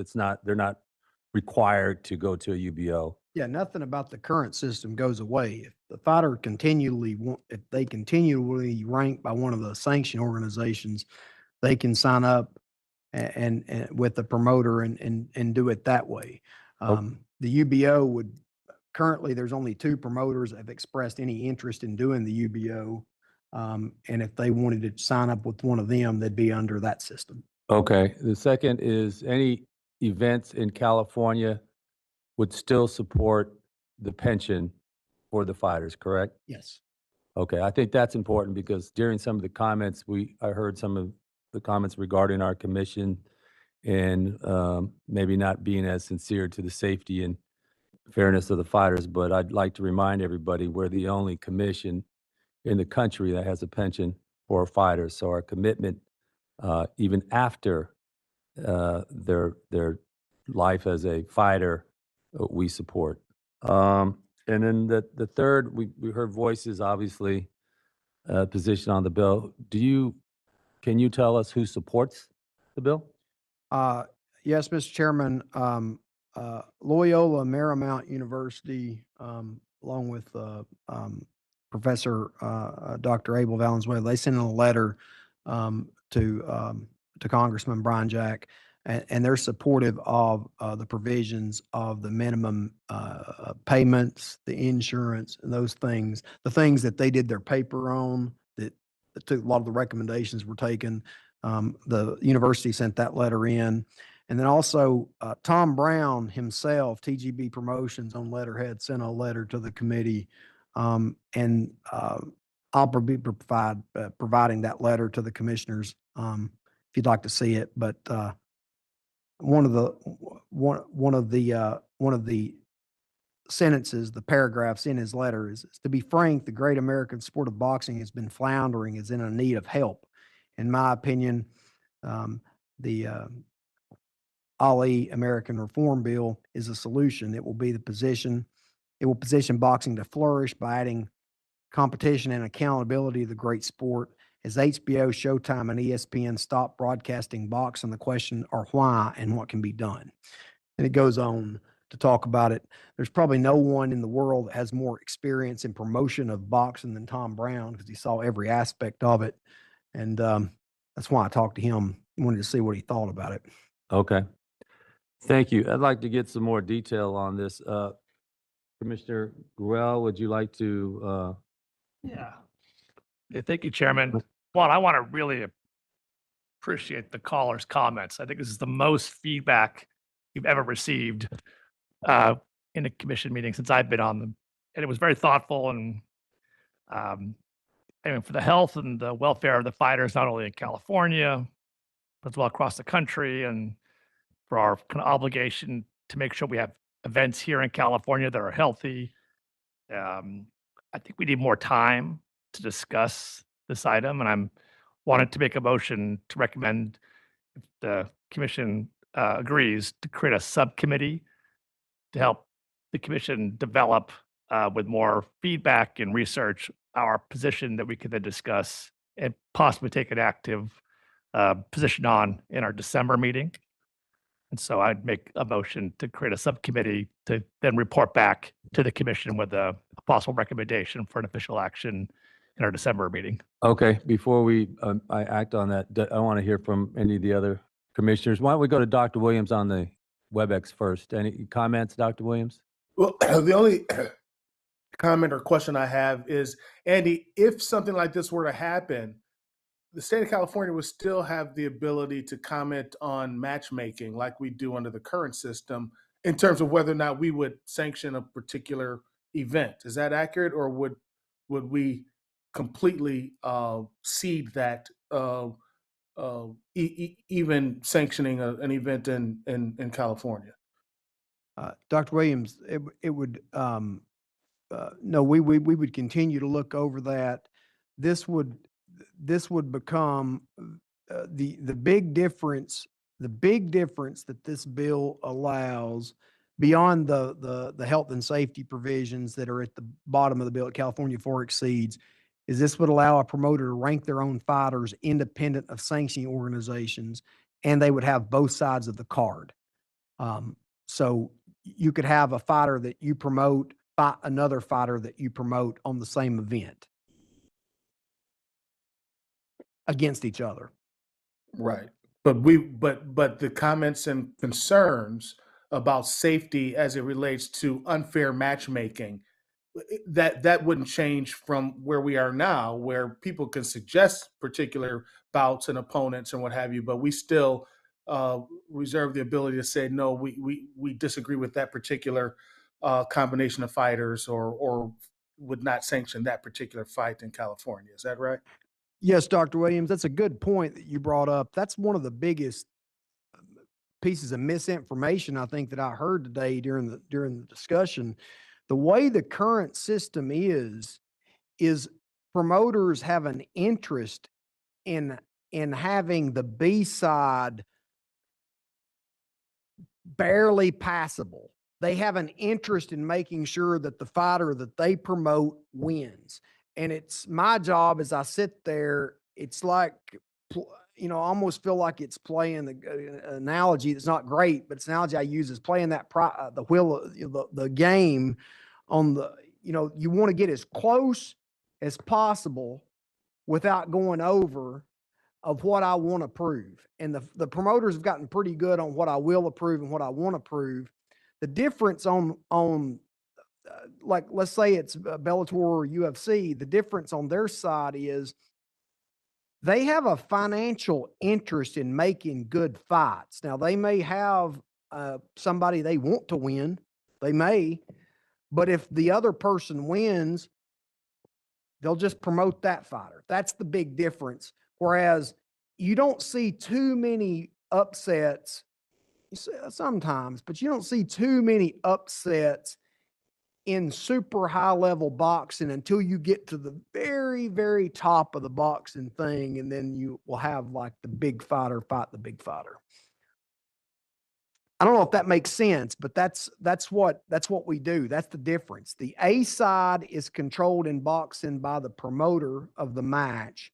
The B side is often like co-promoted by somebody else that's been brought in, and it's the A side, B side. And that's why when you go to the boxing matches, you can look at the red corner and the red corner wins all night. That's why. Thank you. That answers my question. Thank you. Thank you, Dr. Williams. Commissioner Fiore? No additional comments other than to piggyback on Commissioner Gruelle and thanking the public for their passion and their input today. And we look forward to hearing more. Thank you. Commissioner Gruelle? DeMars? Well, I think Andy provided a lot of data, which I appreciate, but I'm very concerned that all the public comment went in one direction, and there's no point of having public comment if we don't pay attention to it. Sure. And these are the people who stand in that ring and show what they're made of, and they are very much concerned about this. So I agree with Commissioner Gruelle. I think that we really need to table this, investigate it, and not move forward until we can make sure that the people whose livelihood are being protected here really feel they're protected, because that's important. Thank you. Yes, I agree. I think we need some more information. We need some more detailed information to make sure that we take accurate information, that we have the best decision that we can make in front of us. So we have a motion from Commissioner Gruelle and to create do I need a motion, or can I just? Chair could appoint a two-person advisory subcommittee. Two-person? Up to two-person, yes. Two only? Correct. Okay. Let me appoint a subcommittee to review the Muhammad Ali Act. Let me make sure I get this right. A subcommittee to review the Muhammad Ali American Boxing Revival Act with Commissioner Gruelle. And Commissioner DeMars will join you and work closely with Andy to make sure that we have accurate information and come back to us with your findings at the December commission meeting. Is that fine? Yes. Okay. Thank you again for those on the phone. We appreciate it. And thank you again, Andy, for your information. And we look forward to continuing this discussion. Moving forward, we now have the executive officer's report. Mr. Foster? Sir, we have our budget office has been so kind as to come and visit with us today. And they're going to provide the budget update for the commissioners as of I think the last fiscal year. Now there's one caveat to this is they give you the revenue numbers. Many of you were at the Jake Paul versus Chavez Jr. match. That revenue was significant to that event, but that did not get in last fiscal year, even though the event took place last fiscal year. So that money is in this fiscal year. So that's why the numbers, even though we made them last year, that's why they were a little lower than the initial last projections. Thank you. Before you go, we're going to take a 5-minute break quickly for 5 minutes so that folks can use the restroom. We had a long discussion, and if folks want to take a quick break, we're just going to be 5 minutes. What time is it now, Patricia? Okay, we'll be back in 5. Okay, bear with us. Okay. Thank you. If everybody could be seated.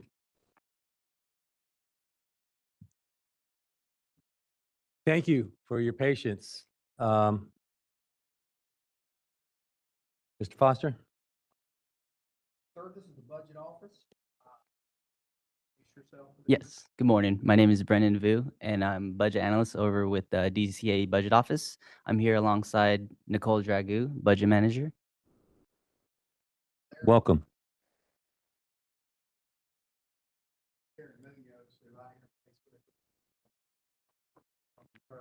She's behind the pillar back there. Hello, welcome. All right. Good morning. Thank you. I want to thank the commission and the executive staff for allowing me to report on the commission's updated expenditures and fund balance as of year end 2024-25. First, I'm going to start with the commission's support fund. Under the commission's support fund, the commission expended $2.381 million and brought in $2.136 million in revenue, with a total fund balance of $130,000 or 0.7 months in reserve. Next, we have the commission's neurological account fund. Under the commission's neurological fund, the commission expended $53,000 and brought in $94,000 in revenue, with a total fund balance of $395,000. Then we have the commission's boxer pension fund. Under the commission's boxer pension fund, the commission expended $75,000 and brought in $282,000 in revenue, with a fund balance of $972,000. Finally, we have the commission's mixed martial arts retirement benefit fund, which brought in a total of $58,000 in revenue for fiscal year 24-25. This concludes my presentation. I want to thank the commission again for allowing me to present at today's meeting, and we'll be happy to answer any questions. Brennan, I have a question. Yes. Would you go back and look at the numbers on the pension fund? I don't believe that fund balance is right.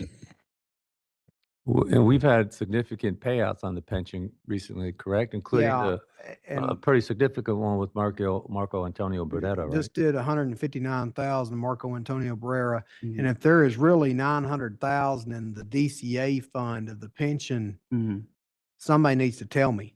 And maybe you're telling me now, but I don't think that money's there. Okay. Can you check?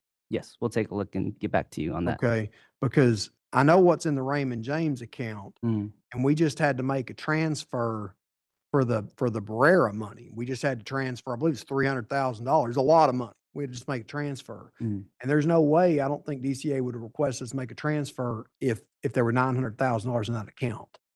Okay, yes, we'll take a look and report back to the commission. Now,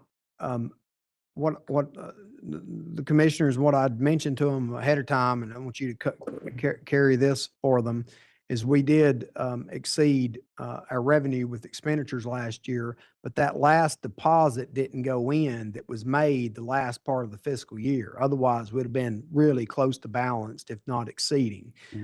That money is now in this particular fiscal year, and we have, I think, deposits of about 650,000 as of last week.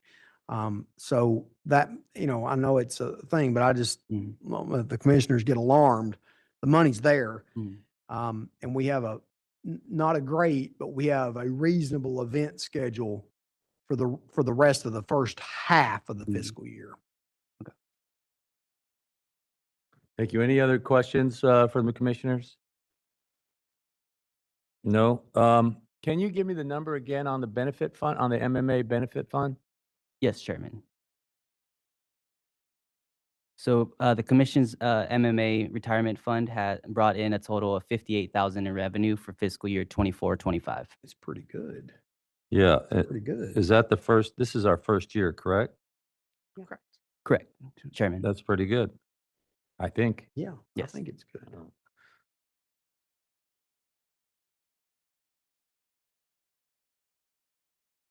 And the number on the neurological,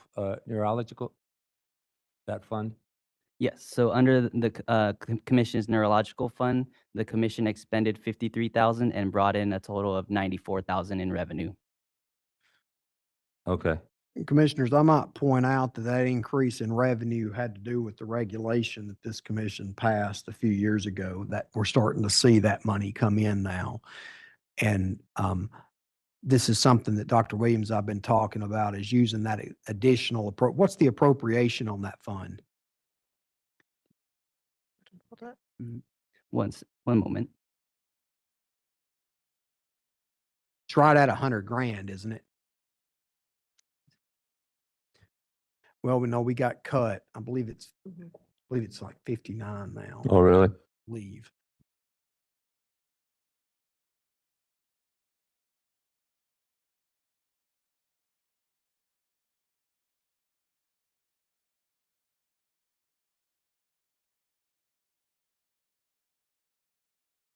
Well, you can get back to us on Yeah, that you can get back to appropriation, us. but the point I'm trying to make, and with Dr. Williams on the line, is whatever additional appropriation is available is money that Dr. Williams can use with his research team to put together, and we can put forward to that. So once you have us that number, then expect a contract coming from this office for that work. Okay. Thank you. Can you hold off for a sec? I want to get an update on the license plates, but I want to ask you a question about that. Yes, Andy? Chairman. Sir, the license plate has been tentatively approved by the DMV, but it's over at CHP doing like light testing for put it on a car, and you put the headlights on it to make sure that it can be seen good, and that type of thing. Visibility testing, that's what it's called.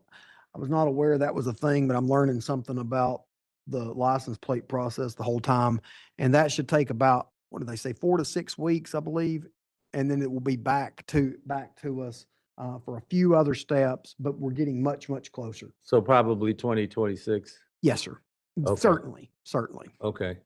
To our guests, how many other commissions have license plates that generate revenue? Do you know? And what could we expect? I mean, I hope that the 18, 19, 20 people on the phone today would be, buying license plates like we will. So I think we'll get out of the gate. But is there an average of how much revenue is generated by specialty plates? Do you know? To be completely honest, I don't believe that we do have any other programs within DCA that would generate revenue. So I apologize that I'm That's okay. unsure. I also did want to let you know that the appropriation is 55,000. Okay, Yes, correct. 55,000. Sorry. Yeah. So guys, we're going to need to run a BCP on that fund for Dr. Williams's research. We'll need to move that up to 90,000 since we had revenue of 93. Okay. I'll be working with you guys on that. Absolutely. Taking notes. Thank you. And going back to the license plates, do we catch the revenue generated from various license plates, specialty plates in California? Just the ballpark figure? I'm just want to know, what range we can expect, and if we do compared to others. We don't have that available off the top of our head, but we can research that and provide it to the commission. Yeah, can shortly. you give us a Absolutely. rankings of specialty plates just so we know? I think that'll help us better plan for our budgets, Absolutely. because this will be a significant influencer on our budgets moving forward, where we're trying to be innovative and address the needs that we have for budget concerns. Yes, Chairman. Brandon, I think unless they retired the plate, I believe VetMed has a plate, don't they? Pierce Brosnan designed the plate, the actor who played James Bond, and unless it's been retired, I know that DCA had that plate. So if maybe we could find out. Absolutely. We will look into it. Thank you very much. Thank you. Okay, Andy? Okay, sir. Sir, we'll start with the delegated entities, and I think JT Steele would be next on the camo side. And thank you to the budget office for coming. Thank you for having Thank you us. again for the budget office and your support. JT? This is the moderator. We have JT Steele. You should be able to unmute at will. All right, I think I'm here. Do you have me? Yes, indeed. Fantastic. Chairman Villegas and commissioners, great to see you. Appreciate you.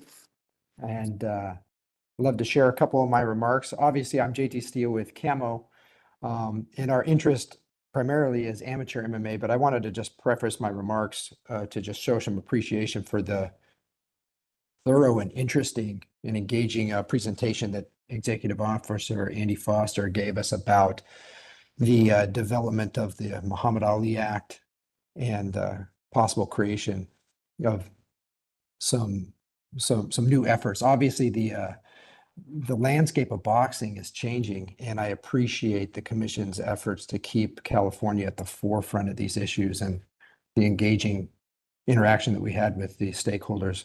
I just thought that was very positive, and I appreciate it. Doesn't affect us directly, but it does indirectly, and I appreciated that information and that discussion. I've submitted my report to you. I'll probably keep it brief. We've had a very busy year, a very busy summer. I think we're probably going to close in on about 100 live events this year. So it has been very active at the amateur levels in California. And obviously our safety and our health and safety report has been excellent. And we appreciate the commission's trust in that regard. I think we have some initiatives before the end of the year.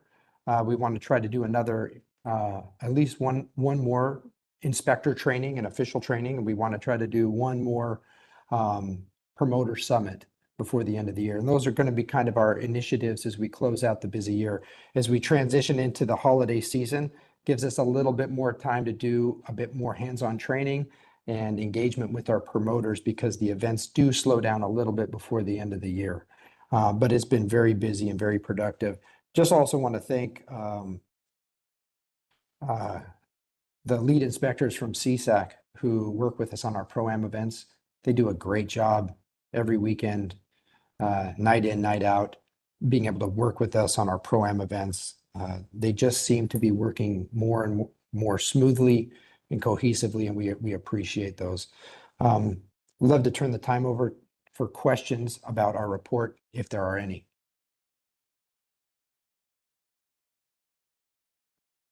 Any questions? No, JT. Thank you again for all you do and your participation. We appreciate it. Thank you for the trust.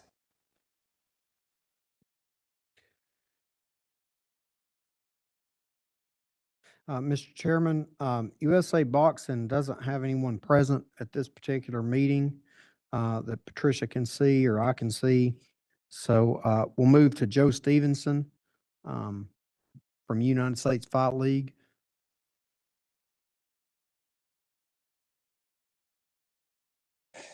Good day, everyone. Thank you for your time. Just gonna kind of fill everyone in on the events and injuries and other things going on in the USFL. We have had 4 events since our last meeting. No injuries. It's starting to pick up because of international competition. We were slow last time, so we weren't able to really. I think we had 1 show, whereas now we've had 4 shows in the duration. We are asking for consideration. The USFL would like to ask for the commission to consider an ambulance waiver for all events that are within 30 minutes of a hospital and under 15 minutes ambulance response time. This will allow for athletes to fall in the golden hour of advanced life support. We have had 5,316 athlete exposures with no serious injuries to date, documented by medical doctors that we provided. And this would, of course, be for future consideration, perhaps in December, but it's just something I'd like to bring up to the attention. Also, we are currently working on licensing in Texas, Kansas, and Georgia, and trying to help with the regulation, and Pennsylvania, trying to help with the regulation of the youth mixed martial arts and development. Any questions about anything, guys? No questions here. Thank you for your leadership. Thank you guys very much. That license plate thing, just so you know, is so exciting. I think as a fighter, if there was a way we could get it out more, maybe post on social media, maybe attack that way, so more people that are fans and gym owners can maybe commit their financial resources to pushing it as well. I would love to help or whatever. I really think it's amazing. Thank you very much. We welcome your ideas and look forward to promoting and exposing our license plates as much as possible. But It'll definitely benefit from all the partners that we have. So we look forward to it and we'll keep you posted. Thank you. Mr. Chairman, Tony Fossum is here present with us. She's going to be doing the IKF update. Hi, Tony.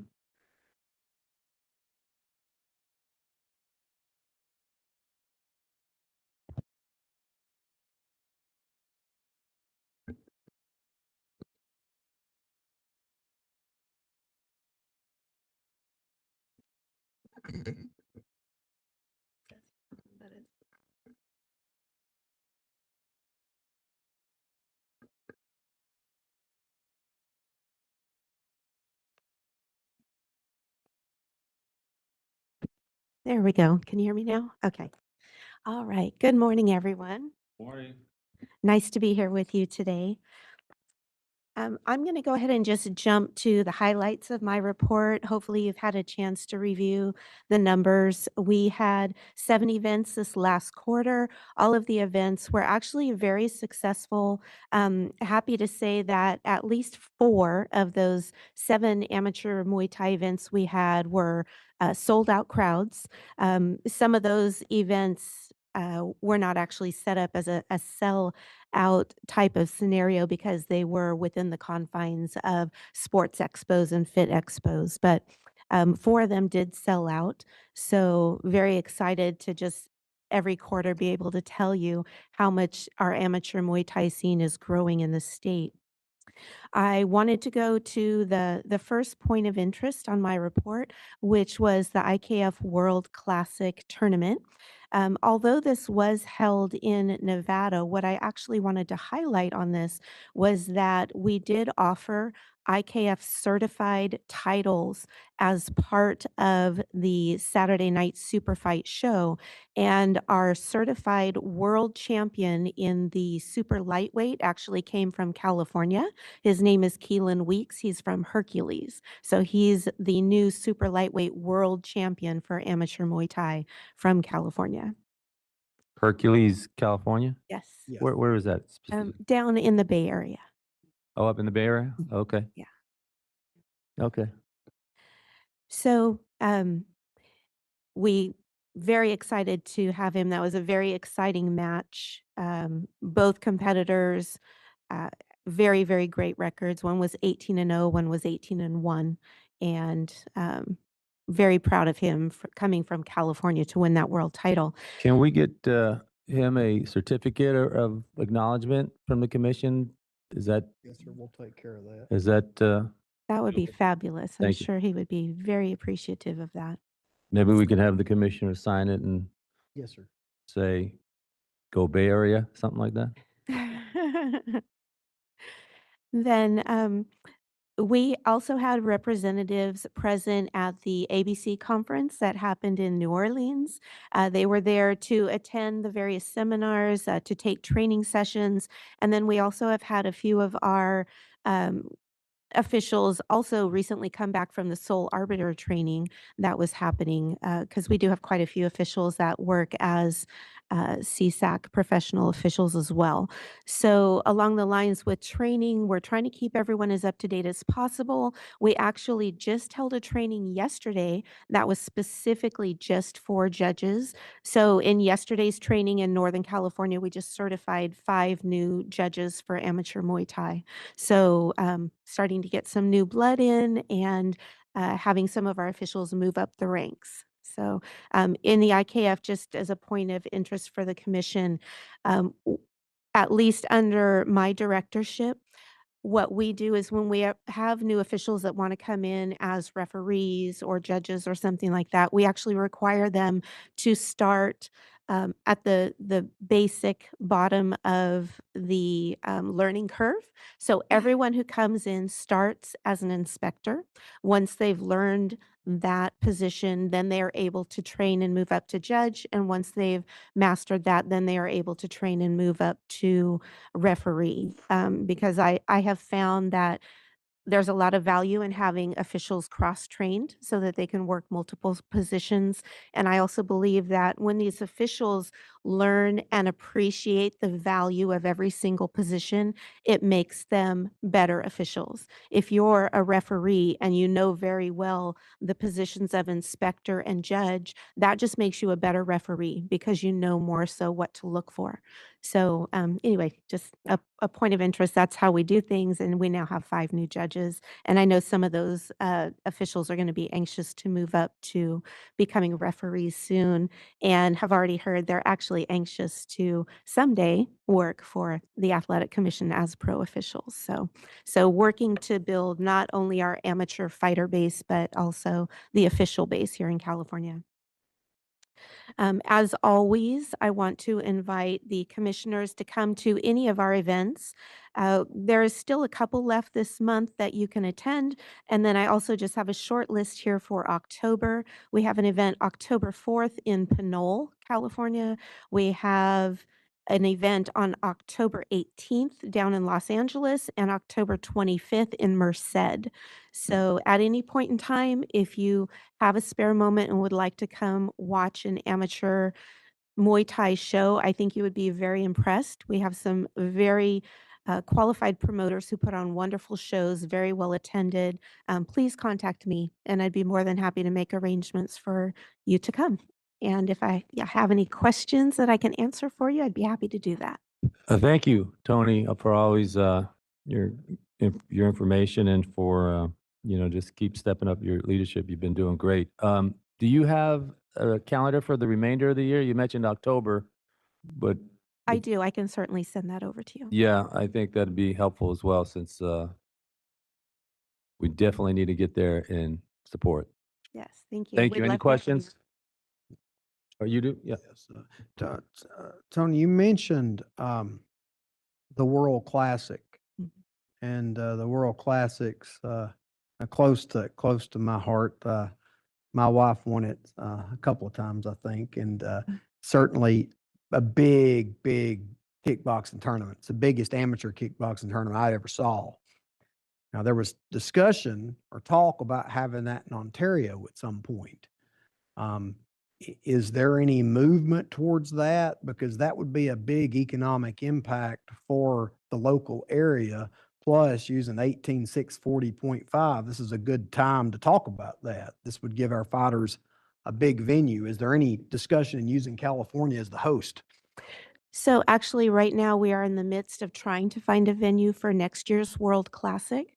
But I also would like to bring back the West Coast Classic as well. And that's another big tournament that we would like to host in California if we can find a venue that would be suitable and economical for us to run that tournament. So absolutely be more than happy to do as much as we can in California.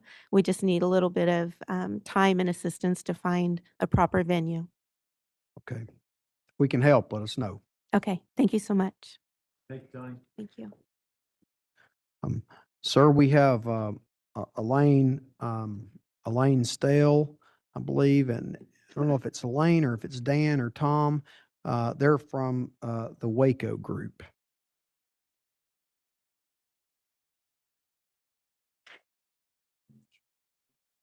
This is Sam Hennig from Waco, USA. Glad to be here as usual. And we did submit order that we've had 4 votes and things are progressing pretty much as we had hoped.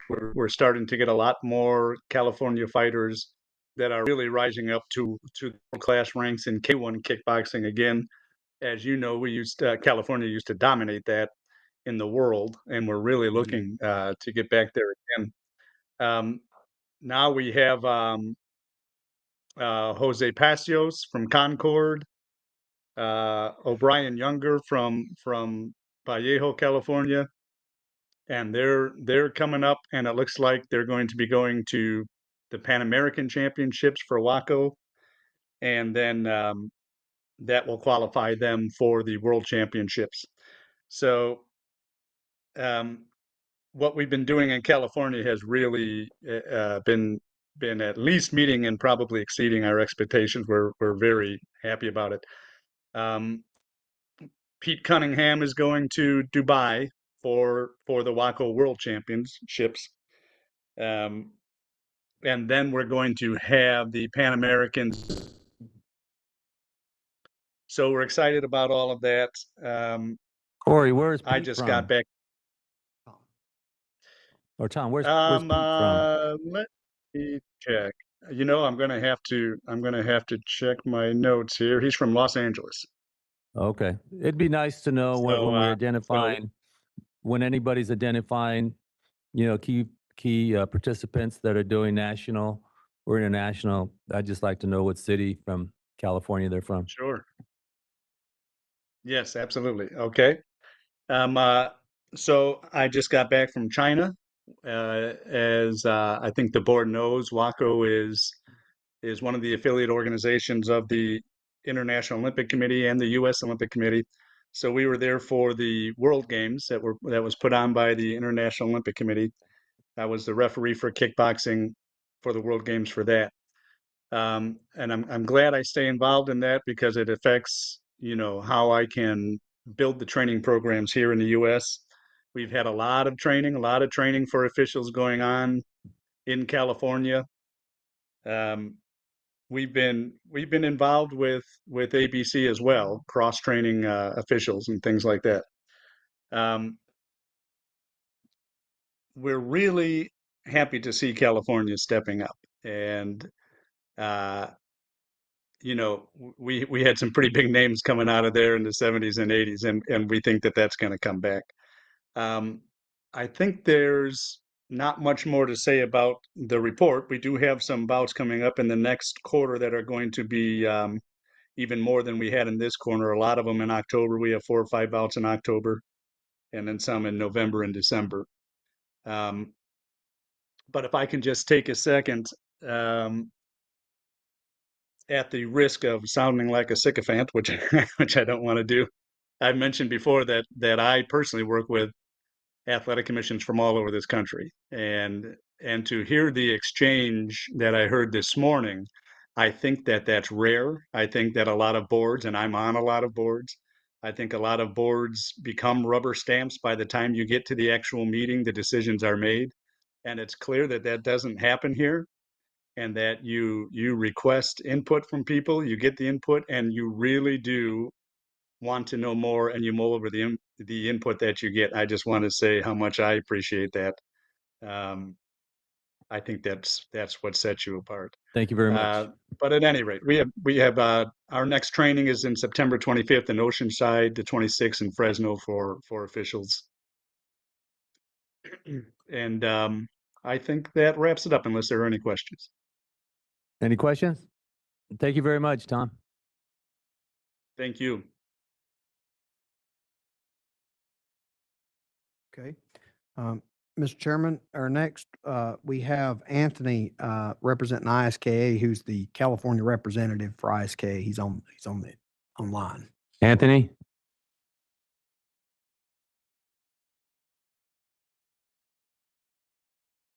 This is the moderator. We have Anthony. Hold on just a moment. Let's see if we can help him.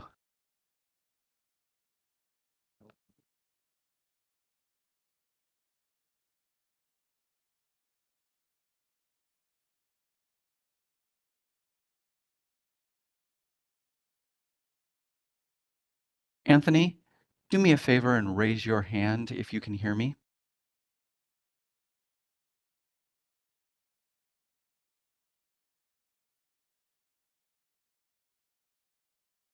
All right, Anthony can hear us. I've sent you a request to unmute your microphone. If you are on a mobile device, you may need to hit the ellipses button. That's the ... in order to find your unmute.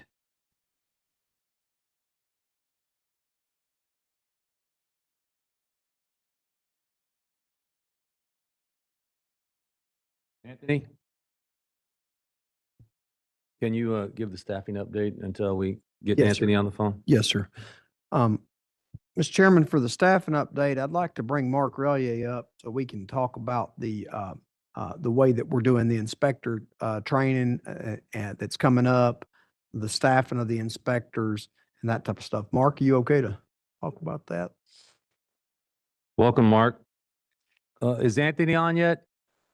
Moderator? Anthony is not with us. I've put up a visual to potentially help him. Okay, let us know. In the meantime, we'll move forward. Thanks, Mark. Oh, thank you. I'm Mark Relier, Chief Inspector, State of California. Thanks for the opportunity to talk a little bit about what we do. I don't know how much you get informed, but we have, we're real proud of the way we've met our challenges as far as staffing. We have a lot of really well-trained inspectors. I was really glad to talk or listen to JT talk about training. We're going to go ahead and have 2 training sessions coming up in September.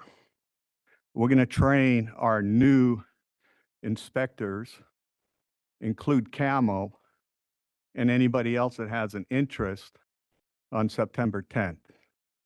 That allows us to emphasize the basic fundamentals that are so important to doing the job. But as you know, you guys have all been out to so many events. You see some outstanding people. They've been doing the job for 10 or 15 years. When we do training, we need to take things at a much higher level. We really talk about management, about meeting the goals of the commission, about operating fair environments. It's a different level. So we're going to go ahead and handle that on September 17th. The way it works is everybody's required to attend training 4 hours every 6 months. We make sure we meet that, but we make sure that we invite people to attend all the training they want. A new inspector can listen to the training on the 17th. It's going to help. The tenured inspectors can listen to the other training, but we make sure that we go ahead and we just make sure that everybody gets the training. We're still looking for inspectors. We have a strong cadre in Southern California. We are looking and we are training in Northern California. I've opened up invitations, I think, to everybody I know that if they know of strong candidates, we're looking to have them come out and show them what we do in the state of California, in Northern California, because we need to hire some. As you know, we have a pretty good system. The way you see these inspectors, the reason why they're pretty good is people will ask us, what's the background in becoming an inspector? They have to care about people. They have to know a lot about combative sports. But after that, they already have to have a history of being very successful at something.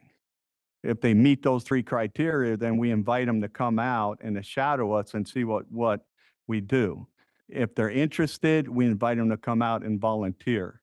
We have an extremely strong volunteer cadre of personnel, because some people come out and they're not interested in being hired. They just want to volunteer, and it tends to work out real well. By the time we do a civil service exam and we're testing, there's a good portion of people are already very well trained. We know exactly who they are, and then we go ahead and we get to select the best people. I hope, and while I trust, I know you've noticed that the inspectors in California are the best. We get those comments, you know, throughout the nation when people come out here. It doesn't happen by accident. It's a plan. So that's pretty much what we're doing. But just know that right now our challenge is we want to augment Northern California as far as inspectors, and we're looking, and we have a very good work culture and environment to nurture people through it if they're the type of people we're looking for and if they're committed and interested. Thank you. Thank you, Mark. Yeah, I agree. Our inspectors up and down the state are terrific and so impressive. I just came back from an event this Saturday at Thunder Valley and just thoroughly impressed with the inspectors, their enthusiasm, their passion, their professionalism. How do we recruit? How do we make people aware off the street, aware of opportunities? Do we promote it on our website? Well, how do we promote it outside our regular network? Yeah. Primarily, the standard California advertisements, go out and they post openings. But most of combative sports is a culture amongst itself. And we pretty much advertise amongst combative sports. It's a lot of word of mouth. It's a lot of recommendation. It's a lot of real good people working that recommend other people to come in, that people already have some sort of an interest. And that's where basically most of our recruitment comes from. And they're independent contractors, correct? They're they're state employees. State employees, okay. Yeah, they're independent state employees. And, you know, they go through a civil service process to be hired. The volunteer program, which is also very strong, is a volunteer program, and they're volunteered and they're at-will employees. Last question for me. How is our recruitment, or how is our number of female inspectors? Is it increasing, or do we have a good standing now? That's always our challenge. We're open. We real proud. We have, you know, down south, we have one of the leads is a female inspector. We have a good mixture of female inspectors. A lot of them are volunteers. They choose to be volunteers. We're constantly looking to recruit more female inspectors. That's probably one of our goals. If you were to ask me, I would say that we definitely want to have more females in the cadre of inspectors. Thank you, Mark. Any questions from fellow commissioners? No? Thank you. Thank you. This is the moderator. I believe we have Anthony on the line. Okay, Anthony.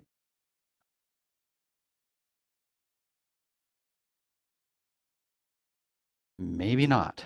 Okay, we'll keep moving until Anthony's on. Okay. Andy?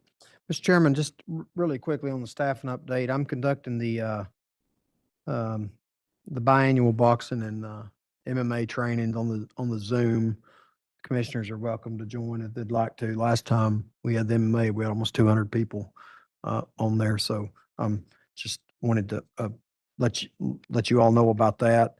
And then with the regular staff, we're still running incredibly lean in the office. Lee, Monique, Claudia, and Patricia are back there in the office. And then obviously Mark and Sean are in the field along with the permanent intermittent inspectors. Yeah, definitely shout out to the incredible staff. Thank you guys and ladies for everything. You guys have been terrific. Just nonstop. You're just a machine, and we appreciate all you do. So thank you. Especially keeping Andy on track and making sure he's getting his rest. Yeah. Sir, on the upcoming event schedule, number E on my report, a few things I'd point out to the commissioners. September 20th, we have a unification bout, which, like I mentioned earlier, is rare, but we have all four with Gabriella Fundora at Fantasy Springs. There's also a WBO world title fight on that card with the men. So there's two title fights on that card. That's minimum weight. That's at Fantasy Springs on September 20th. We have a fight, commissioners. I will not be able to attend that. But if anyone would like to go to Catalina Island, we have a fight on Catalina Island on November the 1st. It's a boxing event. It's kind of we don't go there much. November the 14th, the new Acrisure Arena. I don't know if I'm pronouncing it right, but it's the new arena down in Palm Desert. Seats 11,000. They've just been completed. Bare Knuckle Fighting Championships has booked that venue for that particular event, and that's one of their large showcase events that they're bringing to California. It's my understanding that Northern California female standout Aspen Ladd's been signed to Bare Knuckle Fighting, was in the UFC and in the PFL, and she'll be fighting on that card. So wanted to let you all know about that. I also anticipate one more large event from Golden Boy before the end of the year. And then Manny Pacquiao Promotions has filed for promoter's license and was granted for November 29th. That's a Saturday following Thanksgiving. with our friends. Commissioner Gurriel, you want to help me so I pronounce it right? Our friends down south. Tonga. Tonga. Mhm. Our friends down south. Where we're gonna have our at the event center. Oh, and then also we've the Overtime Boxing has booked the sports arena down in San Diego for an upcoming event. So we have fairly hefty schedule, as well as WWE Wrestling is running Petco Park on November 29th, also down in San Diego. Those are the events that certainly you can go to any of them, sir, but I just wanted to highlight those. Thank you, Andy. Appreciate it. Anything else on your report? No, sir. No, hearing none. Public comment on items not on the agenda. I'd like to go to WebEx first. Moderator, anybody have public comment for items not on the agenda? All right, WebEx is open for public comment for items not on the agenda. If you'd like to make a comment, now is the time to raise your hand. You can do that by tapping the hand button at the bottom of the screen. Dial-in users, dial *3 to raise your hands, and we will call on people in the order we have requests. We're going to take just a few seconds to see if we have a request for public comment.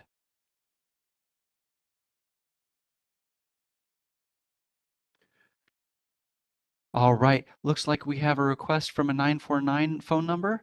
Hold on just a moment. We're going to send you a request to unmute your microphone. When I send you the request, you will need to dial *6 in order to unmute. I'm sending you the request now.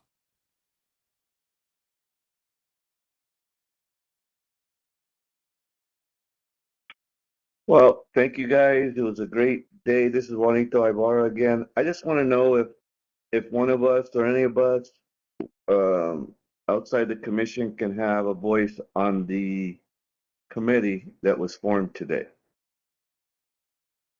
No, unfortunately, our subcommittee is strictly with the commissioners that were assigned, but you'll have an opportunity to comment. We received your comments, Juanito, and we will take those into consideration. Yeah. But there will be Yeah. transparency and communication throughout. Well, thank you. If you guys need me or my expertise for anything, we're all just working to better the system and to protect fighters as a whole. So I just I'm gravitated to help, and I love Andy, and he knows that I think he's done an amazing job with you all. If you need me, you always can lean on me for an answer or a comment. Doesn't mean I'm always right or wrong, but I take this to heart.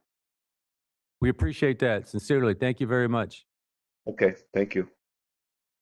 Anyone in the meeting have any public comment for items not on the agenda? Okay, hearing none. Before we go into closed session, I would like to announce our next meeting will be December 8th, Monday, location to be determined. And then now I'd like to go into a closed session.